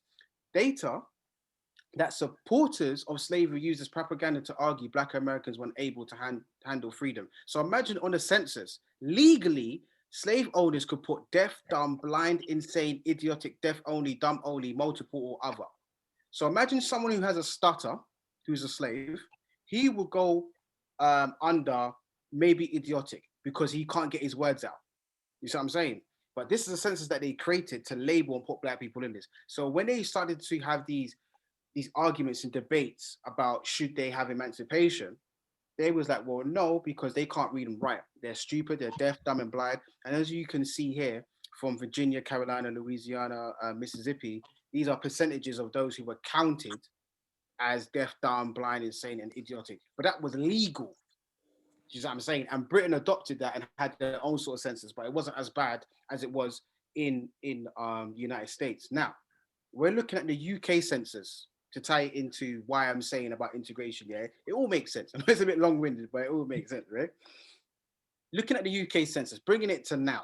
This is how they operated now. Okay, the 1991 census was the first time to include an ethnicity question. Right, the question included 9 boxes, 7 labeled with pre-recorded categories, and 2 allowing people to write in their ethnicity. The classification was white, black Caribbean, black African, black other, which you can write in, Indian, Pakistani, Bangladeshi, Chinese, and any other ethnic group. So this is what it looked like. Okay, so you had what you could class as group 1, which is white. The second one was I don't know if you can see it French. Might want to turn your phone sideways. I don't know. Yeah. So you can make it wider. You know what I mean? Yeah, I see it. Yeah. Okay. Cool. So yeah, group 1's white. Then you've got black Caribbean, black African, black other. Then you've got Indian, Pakistani, Bangladeshi, Chinese, and any other group. So that's the 1991 census. So anybody born prior to 1991 and just after that, they're this is the options that our parents or grandparents had or whatever, right?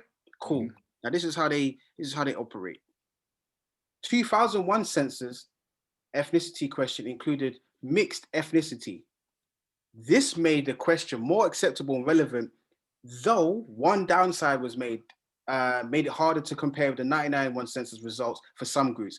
Other changes included the use of the terms Asian British, Black British. In addition to the 2001 census included a voluntary question about religion. So as you can see here, you've got Group A, Group B, Group C, Group D, and Group E, right? So there are more options. So in 10 years, they're giving you more options, right? Now, where is Black Caribbean on the 1991 census? It's on the 1991 census. Yeah, the one on the left-hand side. Yeah. It's after white. So it's white, then Black Caribbean. Right. So where is Black Caribbean on the 2001 census? In D. Right. White. Yeah. Why have they changed it in 10 years? Why do you think, anyway? To make it more to clarify it, I guess. Yeah, I guess so. What they wanted to do is create a system of alphabetical order. So Asian, then Black, then Chinese. However, this is how they outsmarted us. Yeah, I know you're putting your head back because does W come before A? What? No, but we're in a white country though. We're in a white country. I think, yeah, the point I was going to get to, so not in this particular form, but generally what you might start with is if you know the population, the general population, you have more white British or white people, you might put that at the top because it's easier to get to for the majority because we know that the majority of Britain is white. Mm-hmm. That could be a reason. Yeah, I would have said the same thing still. All right. I like that answer. That's you're right. You are right. But let me just add to that. So if that's the case, right? If if you're saying white's the majority, so they are going to go first, right? I'll go first, but it's just easy. Like rather than scrolling down or whatever, bam. Blah, blah, blah. So they make it easier for the dominant society. Don't even know. Is it put it like? Yeah, sorry, yeah. Yeah. All right. So have a look at. Okay, so white, they're the dominant society, so they go first. It makes sense for them. All right, cool. Does M come before A? No. So why is it before Asia? Yeah, no, I get the point where you're leading to. I see it. I see it. But then Asians would still be in front of us, essentially. Okay. Where on the continent, in terms of the continents that we have, what continent does China fall under? Asia. So why is it not in Asia?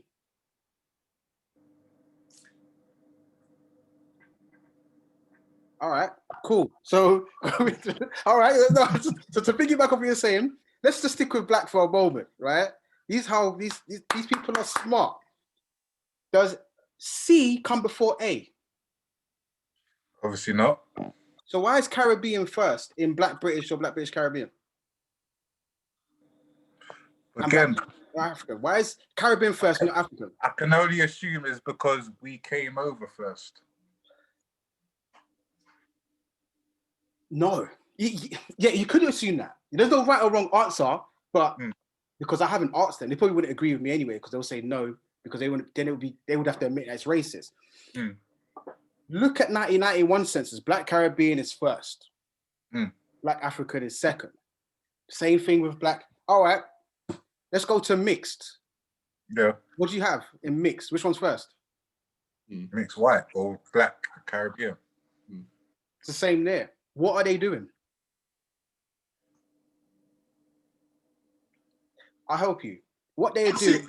I know exactly what you're saying. It's almost in order of preference. Almost. I know what you're trying to say. They are naturally creating a divide that plagued our parents and our grandparents. I'm saying it on a nation level. Some of us didn't fall down the trap, but a lot of us did, unfortunately, for the ones that did. So most of the divide between the Caribbean and African societies started in our own homes. Think about it.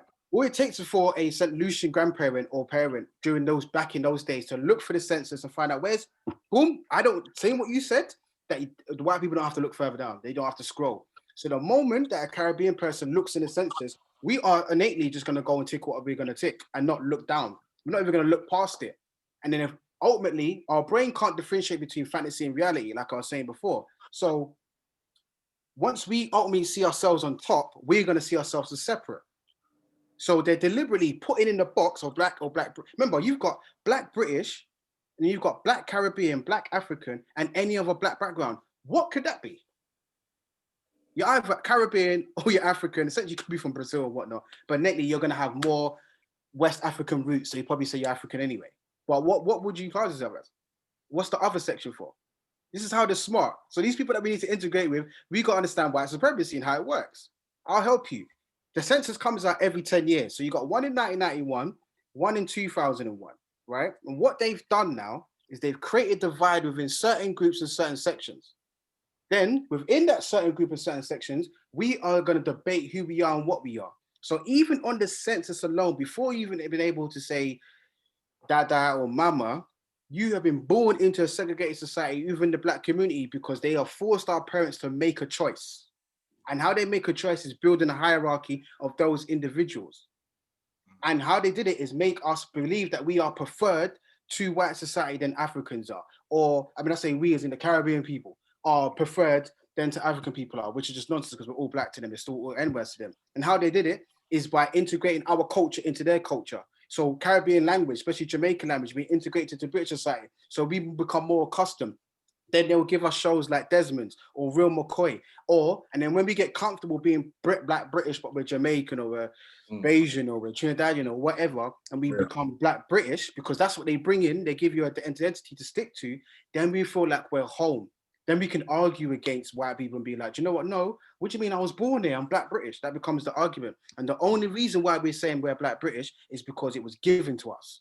If you was born before 1991, you weren't Black British because it didn't exist. So we're only using terminologies that's been given to our oppressor, and that's just on a census. So when we're in primary school and you got Caribbeans versus Africans, that stems from when we're kids. It stems from our parents, but they don't know what they're doing because they're not understanding the law of the land and how it works. And also within this bracket, let's just stick to Black British Caribbean, right? If this is how you work the system. Maybe speaking about riot versus protest. This is how you can protest legally. What you could do is let's say like 10,000 parents or 10,000 children born this year wrote Nubian in that box. And then 2022, another 10,000 Nubian. And then 2023, Nubian again, right? By 2023, there'll be 30,000 people born in the soil of England going under the identity of Nubian. Then they'll be like, raw. We might need to go to these Nubian communities and find out if they want their own books, because where is this whole, because legally you can put it down, because essentially that's what's going to be put on to your passport. So if you called yourself and gave yourself your own identity, they will be forced to listen. And the reason why I'm saying they'll be forced to listen is because 2011 census, because remember it's every 10 years. So you've got 2000 and we've done 91, we've done 2001, and now we've got 2011, okay? 2011 census essentially gives us a different idea. So now in the white box, okay, they have done English, Welsh, Scottish, Northern Irish, British, and you got Irish, then you got Gypsy or Irish traveler or any other white background. And then they've kept up the same thing for mixed. They've got Caribbean first, okay. And then look, they've put Chinese and Asian now. So why didn't they do it before? When you go to C, you can see Chinese is fourth. Yeah. Now you go into the other ethnic group, they've thrown in Arab in there now. So they're recognizing Arabs now. Okay. Because what box were they in before? Did they have a box before? No. So now you go into the Black African, Caribbean, Black British. You see how many forward slashes you see, right? And now it says African, Caribbean, any other Black, African, Caribbean background writes in. Now, do you know who they're targeting? Who do you think they're targeting in that section there in D? Who? Any idea? Nah, who? There's a certain section of Africans who have struggled in many communities, in many Black communities. There's a certain section of Africans who have struggled to fit in when it comes to the concept and ideology of what it is to be African. Who are they? I'll give you, it's either you got to stick to North, South, West, or East African. Pick a North Africans. Nope, not North Africans. Or South Africans. Nope. Hold on, and I'm gonna stop guessing. The first thing that sprung to mind, I'll be honest, Darrel, was Somalians, yeah. But if I'm Somalian, I'm African. I'm thinking African. Yes, but that's what you would put. But on a group level, a lot of Somalians don't consider themselves a part of the conversation, and that's us to blame because we don't include them in there. I think that's changed. I hear what you're saying, Darrel. On a nation level, all right. When you I can't speak on a nation level, but for what I see on a London level, it's a lot more acceptable. I'm happy to see it as well. It's a lot more acceptable now. Like, not even acceptable, that's the wrong term, but I know when I was growing up in high school, you're right. It was like almost like, it's gonna sound mad, but it was almost like there's blacks and then Somalians. You know what I'm saying? When I was in school and that, which is a bad man thing. I'm not gonna lie. Yeah. Now I see to me, like you see everyone mixed. Well, I see. I've got younger cousins in that, and their bunch of group of friends includes everyone, including Somalians and everything. So I see mixing now. And you're right. You're right to an extent, but you're talking about 2021. I'm talking about 2005, 2006, 2003. Because remember, this is a census for 2011. They've already created one for 2001. So they are targeting those who not consider. And back then, back in secondary school and whatnot, back in the 90s, Somalians weren't a part of the conversation. Matter of fact, when we go to, I've been to of loads of like African events that, you know, they might have certain talks and they might sell like jewelry, artwork, books, and literature. You know what I mean? They might sell these things at these events. I can't remember the last time I saw a section of like stands dedicated to East African culture. Mm. I've been to lots, and even during lockdown, I've been to loads. They put some on and, you know, whatnot. And I'm seeing a lot of West Africa. Nothing against it, but let's say I'm from Djibouti or I'm Eritrean. Mm. Where's my stuff? Why am I not putting my stuff in there? So I'm saying like when I was talking about segregation, even within that in that spectre there, like there's a sort of a divide, because there's how segregated are you? Who's in the conversation? So even within that. So what they have done is they are targeting those who have considered themselves not really included. So they'll go to East Africans. So that is targeted at Somalians. So what they did a study and went to densely populated Somalian communities and said, how would you like to have your own box in a census? Over 60% said they would like it. And then the rest said, no, because I'm African. I usually take African anyway. But a lot of the older generation, when I say older, I'm saying over 35s, those are the ones that said, yeah, I would like to have my own box. So the 2021 census, because there's one coming out this year, because it's every 10 years, you have an option for Somalia. So now Somalians will be like, yeah, I'm in there. It's like, what? But they're going to go for it. If the Europeans give them the option, they're going to go for it. So if the Europeans give us an option to call ourselves Black British, we're going to go for it. So we call ourselves Black British, and then we know Black as being negative in the dictionary, and then British ain't done anything positive for African people. So we call ourselves Black British, which is a double negative. So it's like, raw. Is this what we're doing? But the census originally is showing you how they're dividing and cutting things up. So even those who are white and Black Caribbean, they don't even have to look down, because they're right at the top. They're seen as preferred.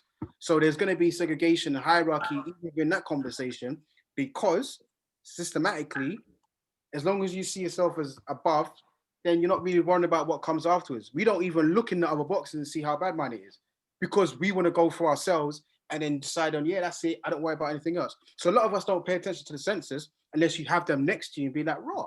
But as long as we look at ourselves, we're filling out our forms for driver's license, passports, forms, anything legal, we'll tick our one and then we move to the next page. Okay, cool, Black British, heritage, cool, that's it. And we go through. We're not even trying to have a conversation of how racist the census is. And what it's even based upon anyway was racism, because you can see exactly where it came from when them dividing to have your white or a slave.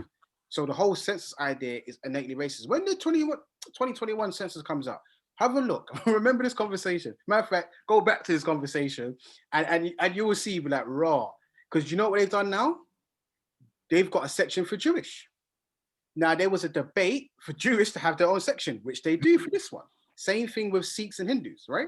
So what they're going to do now is have a section for Jewish. Now, where do you put Jewish? Do you put Jewish in white, or do you put Jewish in other? Now, the argument was you can't put it in white because my auntie, she's Jewish. She's Black. She's from Jamaica, born there. Her mother, my grandmother, was a Hebrew. Mm-hmm. She's one of the first Hebrews in Jamaica, Westmoreland. So they can't go under the white section Jewish. So where do you put it? So now they're having a debate, having it in other ethnic group, but then it will be there with Arabs and whatnot. But in the Asian section, it will grow because they're going to include Sikhs in there, essentially. But when they give you these options, we play about. So the people that we are integrating with, these are the people who by design have got it mapped out. They're pulling the string. So while we're trying to play catch up and sit in their circles, they've already got it planned out because this has been going on for hundreds and hundreds of years. So we should play catch up first and then integrate. So we should have the base first and then integrate. Because if we integrate with no base, then once we get slapped in the face and we turn around like, oh my gosh, man, this industry that I work in is real racist. Like, I need support. And we're like, boy, I'm doing my own thing. I've got my organization ain't racist. We're fine. Like, me and Dave, we have a couple of drinks and we're all right. Do you know what I mean? Fridays, he pays for them because he's rich. But You know what I mean? We're all right. I don't want to get involved because if I get involved in your cause, it's going to upset them. And they're going to think I'm part of this whole BLM stuff. And I am for it, you know what I mean? But at the end of the day, like, we're all together. You know what I mean? We're one race whilst being called an N-word. You know what I'm saying? So as much as we can integrate, and we should also, French, I agree. We need both bases. We need to be able to play because everybody has both. You got Asians that go into these white spaces and these corporations, but they've got family businesses that they flip houses, they flip shops, they flip companies. They got it planned out. We're sort of juggling like, how can we do this? And it's about we need to go from niggas to gods. We need to empower ourselves and be comfortable stepping into any space, regardless of what race they are, and be you. And they can see, you know, we can't mess with that guy because he's got resources, he's got a backing. Brixton won't support us anymore. Housden won't support us anymore. Handsworth won't support us anymore, and so on and so forth. So I agree that we need both, but I'm more of a segregationist in terms of I've seen that it's worked a little bit more. Do you know what I mean? When it comes to like the argument between Malcolm and Martin, Malcolm went from like being a hustler and whatnot to being a Pan-African and, you know, fighting for the power. And obviously he got assassinated for talking certain things. Martin, he was for civil rights, but after a while, after Malcolm got assassinated, he realized that, you know what, maybe I was wrong. We need to have reparations. So he went from civil rights to go into silver rights. And when you start messing with their money, then they're going to come for you and assassinate them. So it's about being integrated and having both, but make sure the segregation part, because you need that base. You can't have a base in the integrated section. You got to have a base in the segregated section. So go out there, do your own thing. But it's about building the communities. And there's blueprints out there. Do you know what I mean? We are all one race, but we've got to understand we weren't the ones that decided on race. Yeah, facts. we didn't come up with the concept. They did. Race didn't exist until 1500s. You see what I'm saying? When they brought in the letter J and they changed, changed the whole biblical story and threw Jesus in there and made Jesus white. That's when race came in. Do you know what I mean? There's a great book by Nancy Eisenberg called White Trash. You wanna open the screen back up? Take this off the screen so we can get the book in.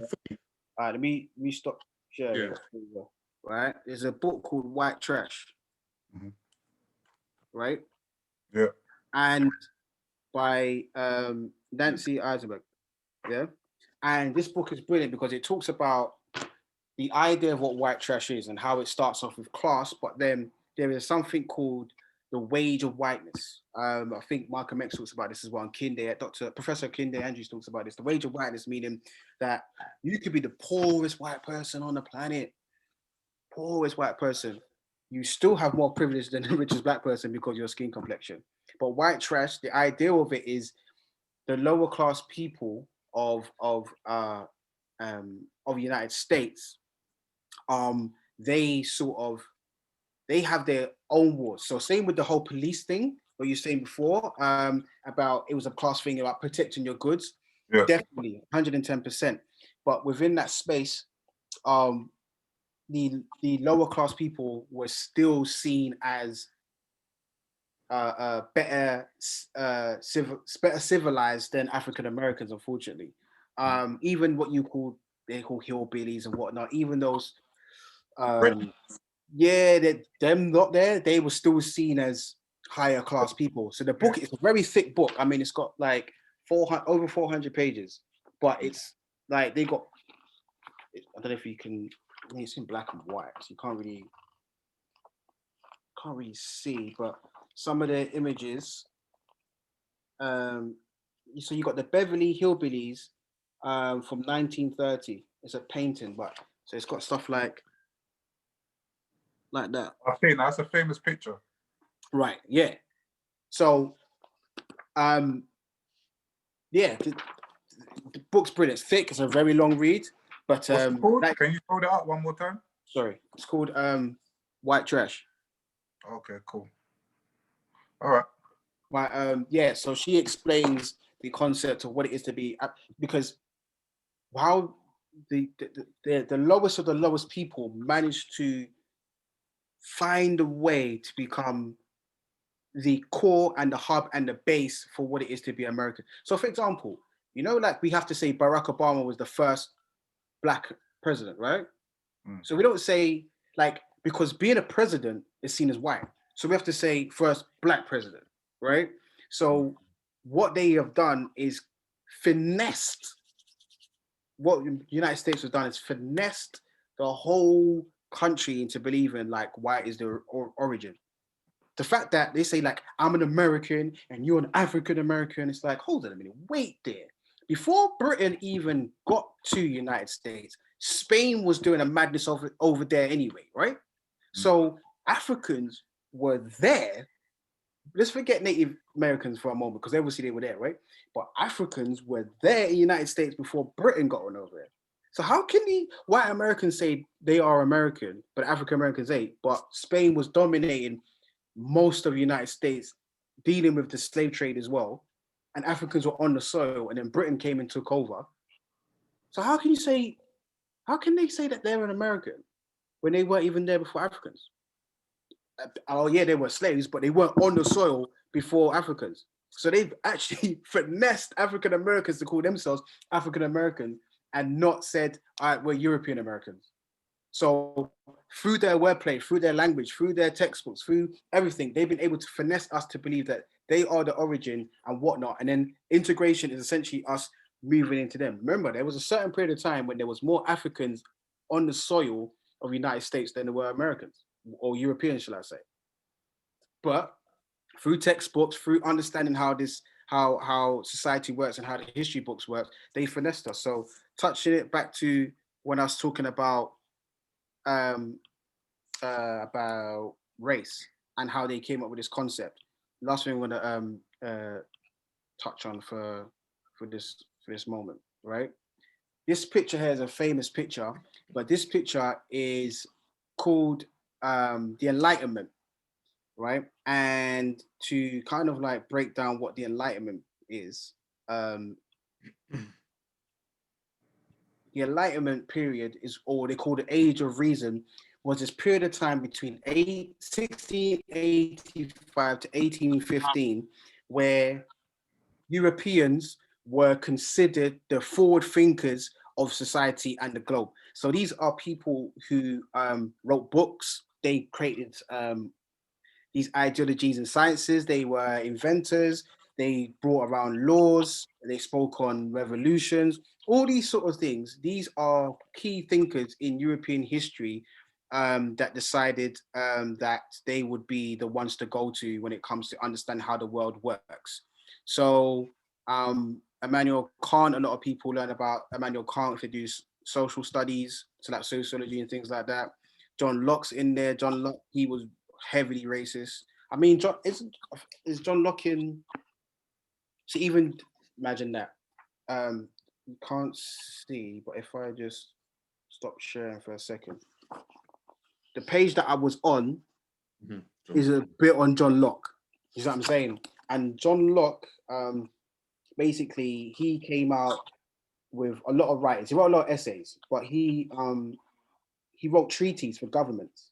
And one of the things he said, well, he was the author of something called the Fundamental Constitutions of Carolina. This is 1669, which granted that every free man in Carolina should have absolute power and authority over his Negro slaves.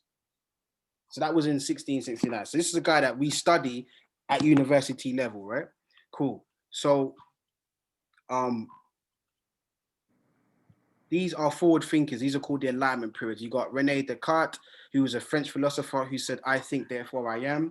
But for you to be considered human, you've got to be able to have an idea or thought. So if you say, I think, therefore I am, that means you're human. But if Africans can't think, human, therefore we can justify slavery because they can't think for themselves, right?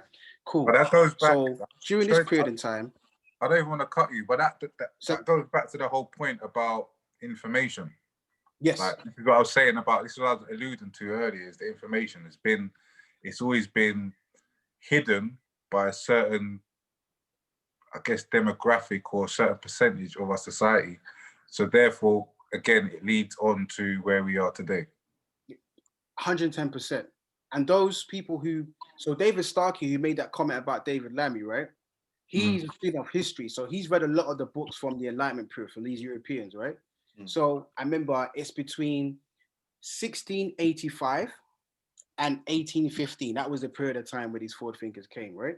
So this is James Madison, the US president of the United States. He said, blacks are inhabitants, but are debased by servitude below the equal level of free inhabitants, which regards the slave as divested of 2/5 of a man. Reason number one why he said that, there was something called the 3/5 compromise, which each state had a number of representatives at the House of Representatives. The more representatives, the more power that each state has. The South counted 3/5 of a slave population to gain power over the North.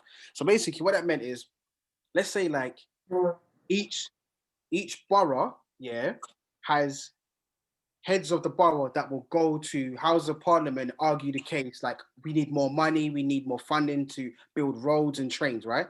But the more people you have, more population that you have in your borough is the more representatives you have. So let's say the borough of Hackney, right, has 100 people. So that only means one person can go, right? Let's say like Lambeth has 200 people, so 2 people can go to the house. Do you see what I'm saying? So let's say that's how it works, right?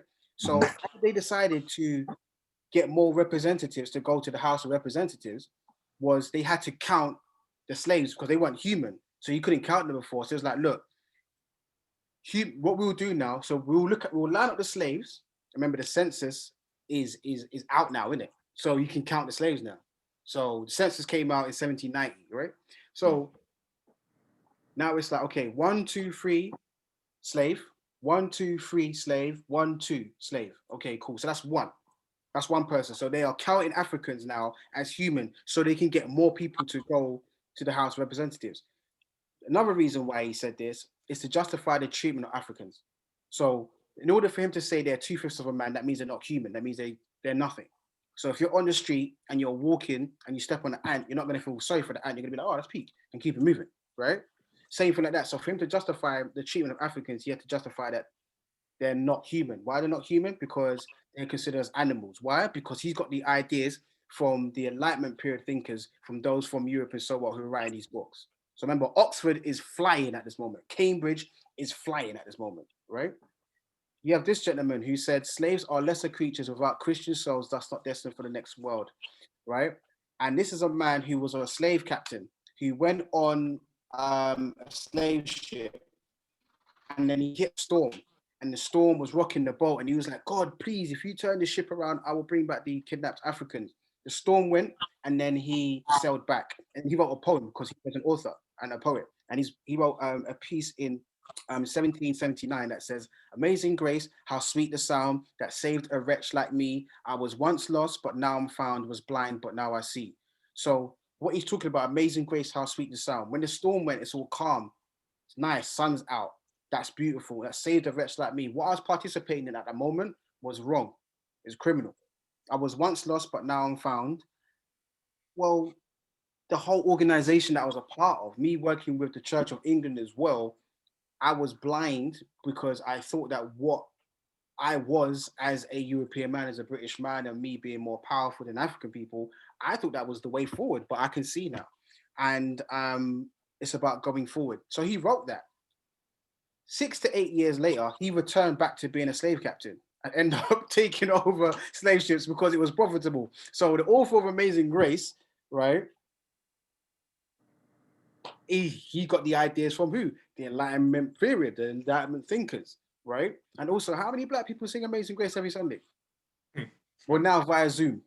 You know what I mean? Or Twitch or something like that. You know, how many people sing that? And as African people, we're saying that saved a wretch. Like, we're calling ourselves wretches. Like, that is the lowest of the low. In biblical term, that's the lowest of you can't be lower than a wretch. Next thing is the devil. You see what I'm saying? But we sing that every single week. Christian, wedding, funeral, that drunk auntie when I wants to take the mic at a party and say, all right, let's meet and greet. Do you know what I mean? There's always a black person that wants to sing that. And we're singing a slave song. Okay? Then you've got this guy, Carl Linnaeus. He's called the father of taxonomy. This is a man who essentially... Bro, I don't want to put things into categories. Bro, I know we said in regards to time, but I know we can keep going. Yeah. So I just want to see, like, I'll wrap it up. yeah, I was going to say, how many more slides are we going to go through? Because there was a certain thing I wanted to get to before we wrap it up all together. Still. Yeah. No, this is the last one. This is the last one. Cool. Yeah. So he's a father taxonomy. He's the one that brought around this notion of putting people into categories, right? So you had Homo Americanus as reddish, choleric, obstinate, contented, and regulated by customs. Who do you think he's talking about? I kind of did it before. So the red Indians, I guess. yeah, so Native Americans. Then you have Homo Europaeus as white, fickle, sanguine, blue-eyed, and governed by laws. Who do you think he's talking about? Africans, slaves. Nope. Homo Europaeus. Europeans. European. Yeah. Makes sense. Right. Homo Asiaticus as sallow, grave, dignified, voracious, and ruled by opinions. Who do you think he's talking about? Asians. But back then they was talking about Mongoloids. And then you got Homo Afra as black, phlegmatic, cunning, lazy, lustful, careless, and governed by caprice. Caprice meaning unpredictable. Who do you think he's talking about? Africans. Right. So to this day in 2021, do you still get white people saying that black people are lazy? And this was in 1700s. This is 300 years ago. And that terminology still runs. So in closing, for us to integrate, we've got to understand who we are dealing with. Majority of the time we don't. And to integrate into society that was built upon racism, colonialism, and neoliberalism, we are playing catch up. And on top of that, we have to have a base. So I'm totally for the base idea, definitely. But within the base, we've got to understand that we can't be angry, because a lot of time we read a certain book, we think that we're knowledgeable, we're an intelligent set of people, and then we get angry at people that don't understand. You know, some people are like, I don't get it. Like, we're like, oh, look at them, they're a coon. You got to allow it, because some people just don't know. And we've got to be patient as people as well. And we've got to be patient with ourselves. You know what I mean? We all want the same goal, but we're just going to go by it in different ways. And I feel like we will get there in the end. Whether we will see it in our lifetime, I don't know. But to see the empowerment of Black people and to see that we are on an equal playing field in Britain, it will take a while, because there's a lot of dirt that we have to dig up and get rid of. Unfortunately, there's a lot of stuff that we have to bury too, but it will take some time. And you're right, accessing the information is key. Only a certain set of people have it. This is what I'm saying. That people that hold it to themselves, why would you do that? Just share it. There's so much wisdom out there that you could save a child's life. You know what I mean? You can save someone's life by giving them information they never knew existed, where they can make better judgments for themselves. Do you know what I mean? There are books like this one here by Kill. Yeah, it's called The Goddess Black Woman. Do you know how much power is in this book? It's quite a thin book, but Black women reading this book can understand how important they are in the world, because they are the first people to give us life. How important it is in a world that doesn't celebrate them. That's what I'm saying. Like, this book here is incredible, and every Black woman should have this in the house to understand that, you know what, the world might not like you. Matter of fact, sometimes we might not like you, but you are dope, because the history books don't tell you that. Society doesn't tell you that. Music has a certain set of music, and it has a poor way of telling you that. So how about this? We will have these sessions every week. You read this book. We talk about your issues. We'll talk about our issues, and we exchange information, whether you consider yourself Black, whether you consider yourself mixed with Black heritage, and you want to understand certain things, whatever it is. Let's have these conversations, whether you are integrationist or someone wants to be both. But let's have these, because regardless if you want to be integrated or if you want to be segregated, there are still like underlying issues. Do you know what I mean? We are disadvantaged in many ways. So how can we, for ourselves, as African people, how can we change this for ourselves? And then how can we bring about a way where we can get those other people to understand? It'd be a bit difficult job, because we all went to the same schools, we all learned the same thing, but the outcome was different because most of the stuff was written against us. But it's about having that conversation eventually. But we have to empower ourselves first. We can't go into a war, you know what I mean, without having armor. And how do you protect yourself? Well, you gotta love yourself. Armor comes from the French amour, meaning love. So your armor should be your love. You should be able to walk into a space and be like, right, that person loves himself. Without you opening your mouth. Not too egotistic, but you know what I mean? When Erica Badu walks into a room, you see people's faces like they want to faint. They're like, oh my gosh, right? So it's about how Black people, how can we love ourselves, whether in white spaces or in Black spaces? And loving yourself is loving your brother, loving your sister. I'm not talking about blood relative. I mean those who look like you, and just appreciating what we are. And yet we are one race. We have the human race. You know what I'm saying? There's the race concept was only brought in for Europeans 1500s. Black people didn't exist prior to slavery. There was just Africans, there was nations, there was Twi, there was Yoruba, there was Hausa, there was Ifa, there was Igbo, there was, and this goes on. There wasn't Black people in its essence. So the concept of blackdictionary.com, we need to eradicate that and just call ourselves human, but recognize our culture and history and images alongside that. And we'll be all right. Everything will be all right, man. No, that's dope, bro. That's dope, man. I just want to just fit that before we wrap up, just like on a bit of a lighter note. I don't know if you're aware, but I just want to give a big shout out or quick shout out to Marcus Rashford for his book or reading initiative for underprivileged children. Like he's got an initiative where he's going to get a lot of books to a lot of youth that aren't able to necessarily get books, whether it's, especially now with COVID and everything, a lot of parents being at home and may not be able to get access to libraries and things like that. So, as I said, on a lighter note, a young Black British young man doing great things, and I definitely want to salute to that man there.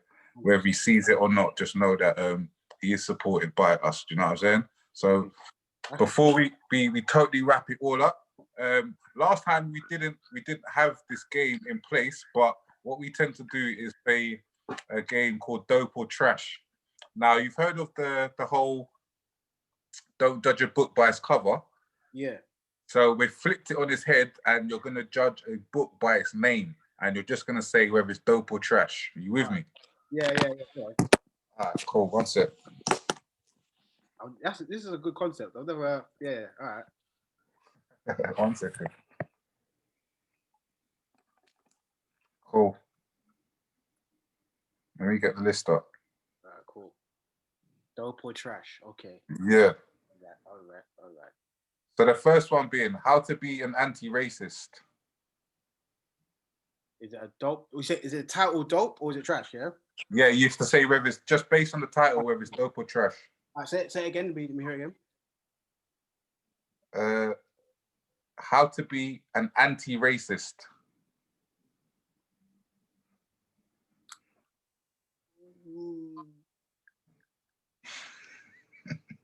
Dope. All right, let's make it quicker though. No, you can't say that one. You can't say that one. Say why? Because I think I know the author, so you can't. So I don't know. I don't know. Anyway, no, go on. Maybe just based on the name alone. Like if you know the author, say yeah, it's dope. It's dope.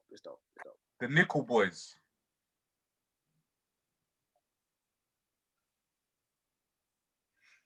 I know you've heard of some of these names. It's dope. Ghost Boys. Trash. Letting Go. Dope. Atomic Habits. Dope. Don't Call Us Dead. Trash. They Were Her Property. White women as slave owners in the American South. Dope. The Hate You Give. Dope. New People.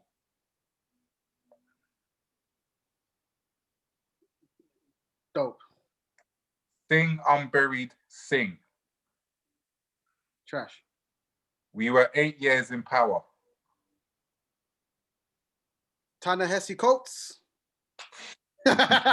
Dope. Brilliant book. When They Call You a Terrorist, a Black Lives Matter memoir. Trash. An American Marriage. Trash. They Will Be My Undoing. Dope. Dear Martin. Trash. Why I'm No Longer Talking to White People About Race. Dope. And the last one being The Life Book of Darrel Blake. Hey, that book's sick, you know. Have you know? Yeah, that's dope. Dope. Yeah. All right, my brother. Dope. Dope. Cool, man. I appreciate you coming on and sharing your knowledge, sharing your insights, and again, just dropping like, I guess, information that we wasn't aware of beforehand. And again, as I was alluding to earlier, don't just take Darrel's word for it. Don't just take mine or Mace's word for it. Like anything that we said, go and have a look. Go and research it yourself. Go and have a look yourself, and empower yourself. Because as we've mentioned before, numerous amount of times, it is about information that is gonna to lead us to the direction that we want to head to. 100%. Yeah. Darrel, do you just want to give oh, go on. Sorry, I interrupted you, bro. No, go ahead. Sorry. If you want to just give a mention to your platforms, how people can reach out to you, contact you, and find out more information. Yeah, sure. So on Facebook, Darrel Blake, DARRE.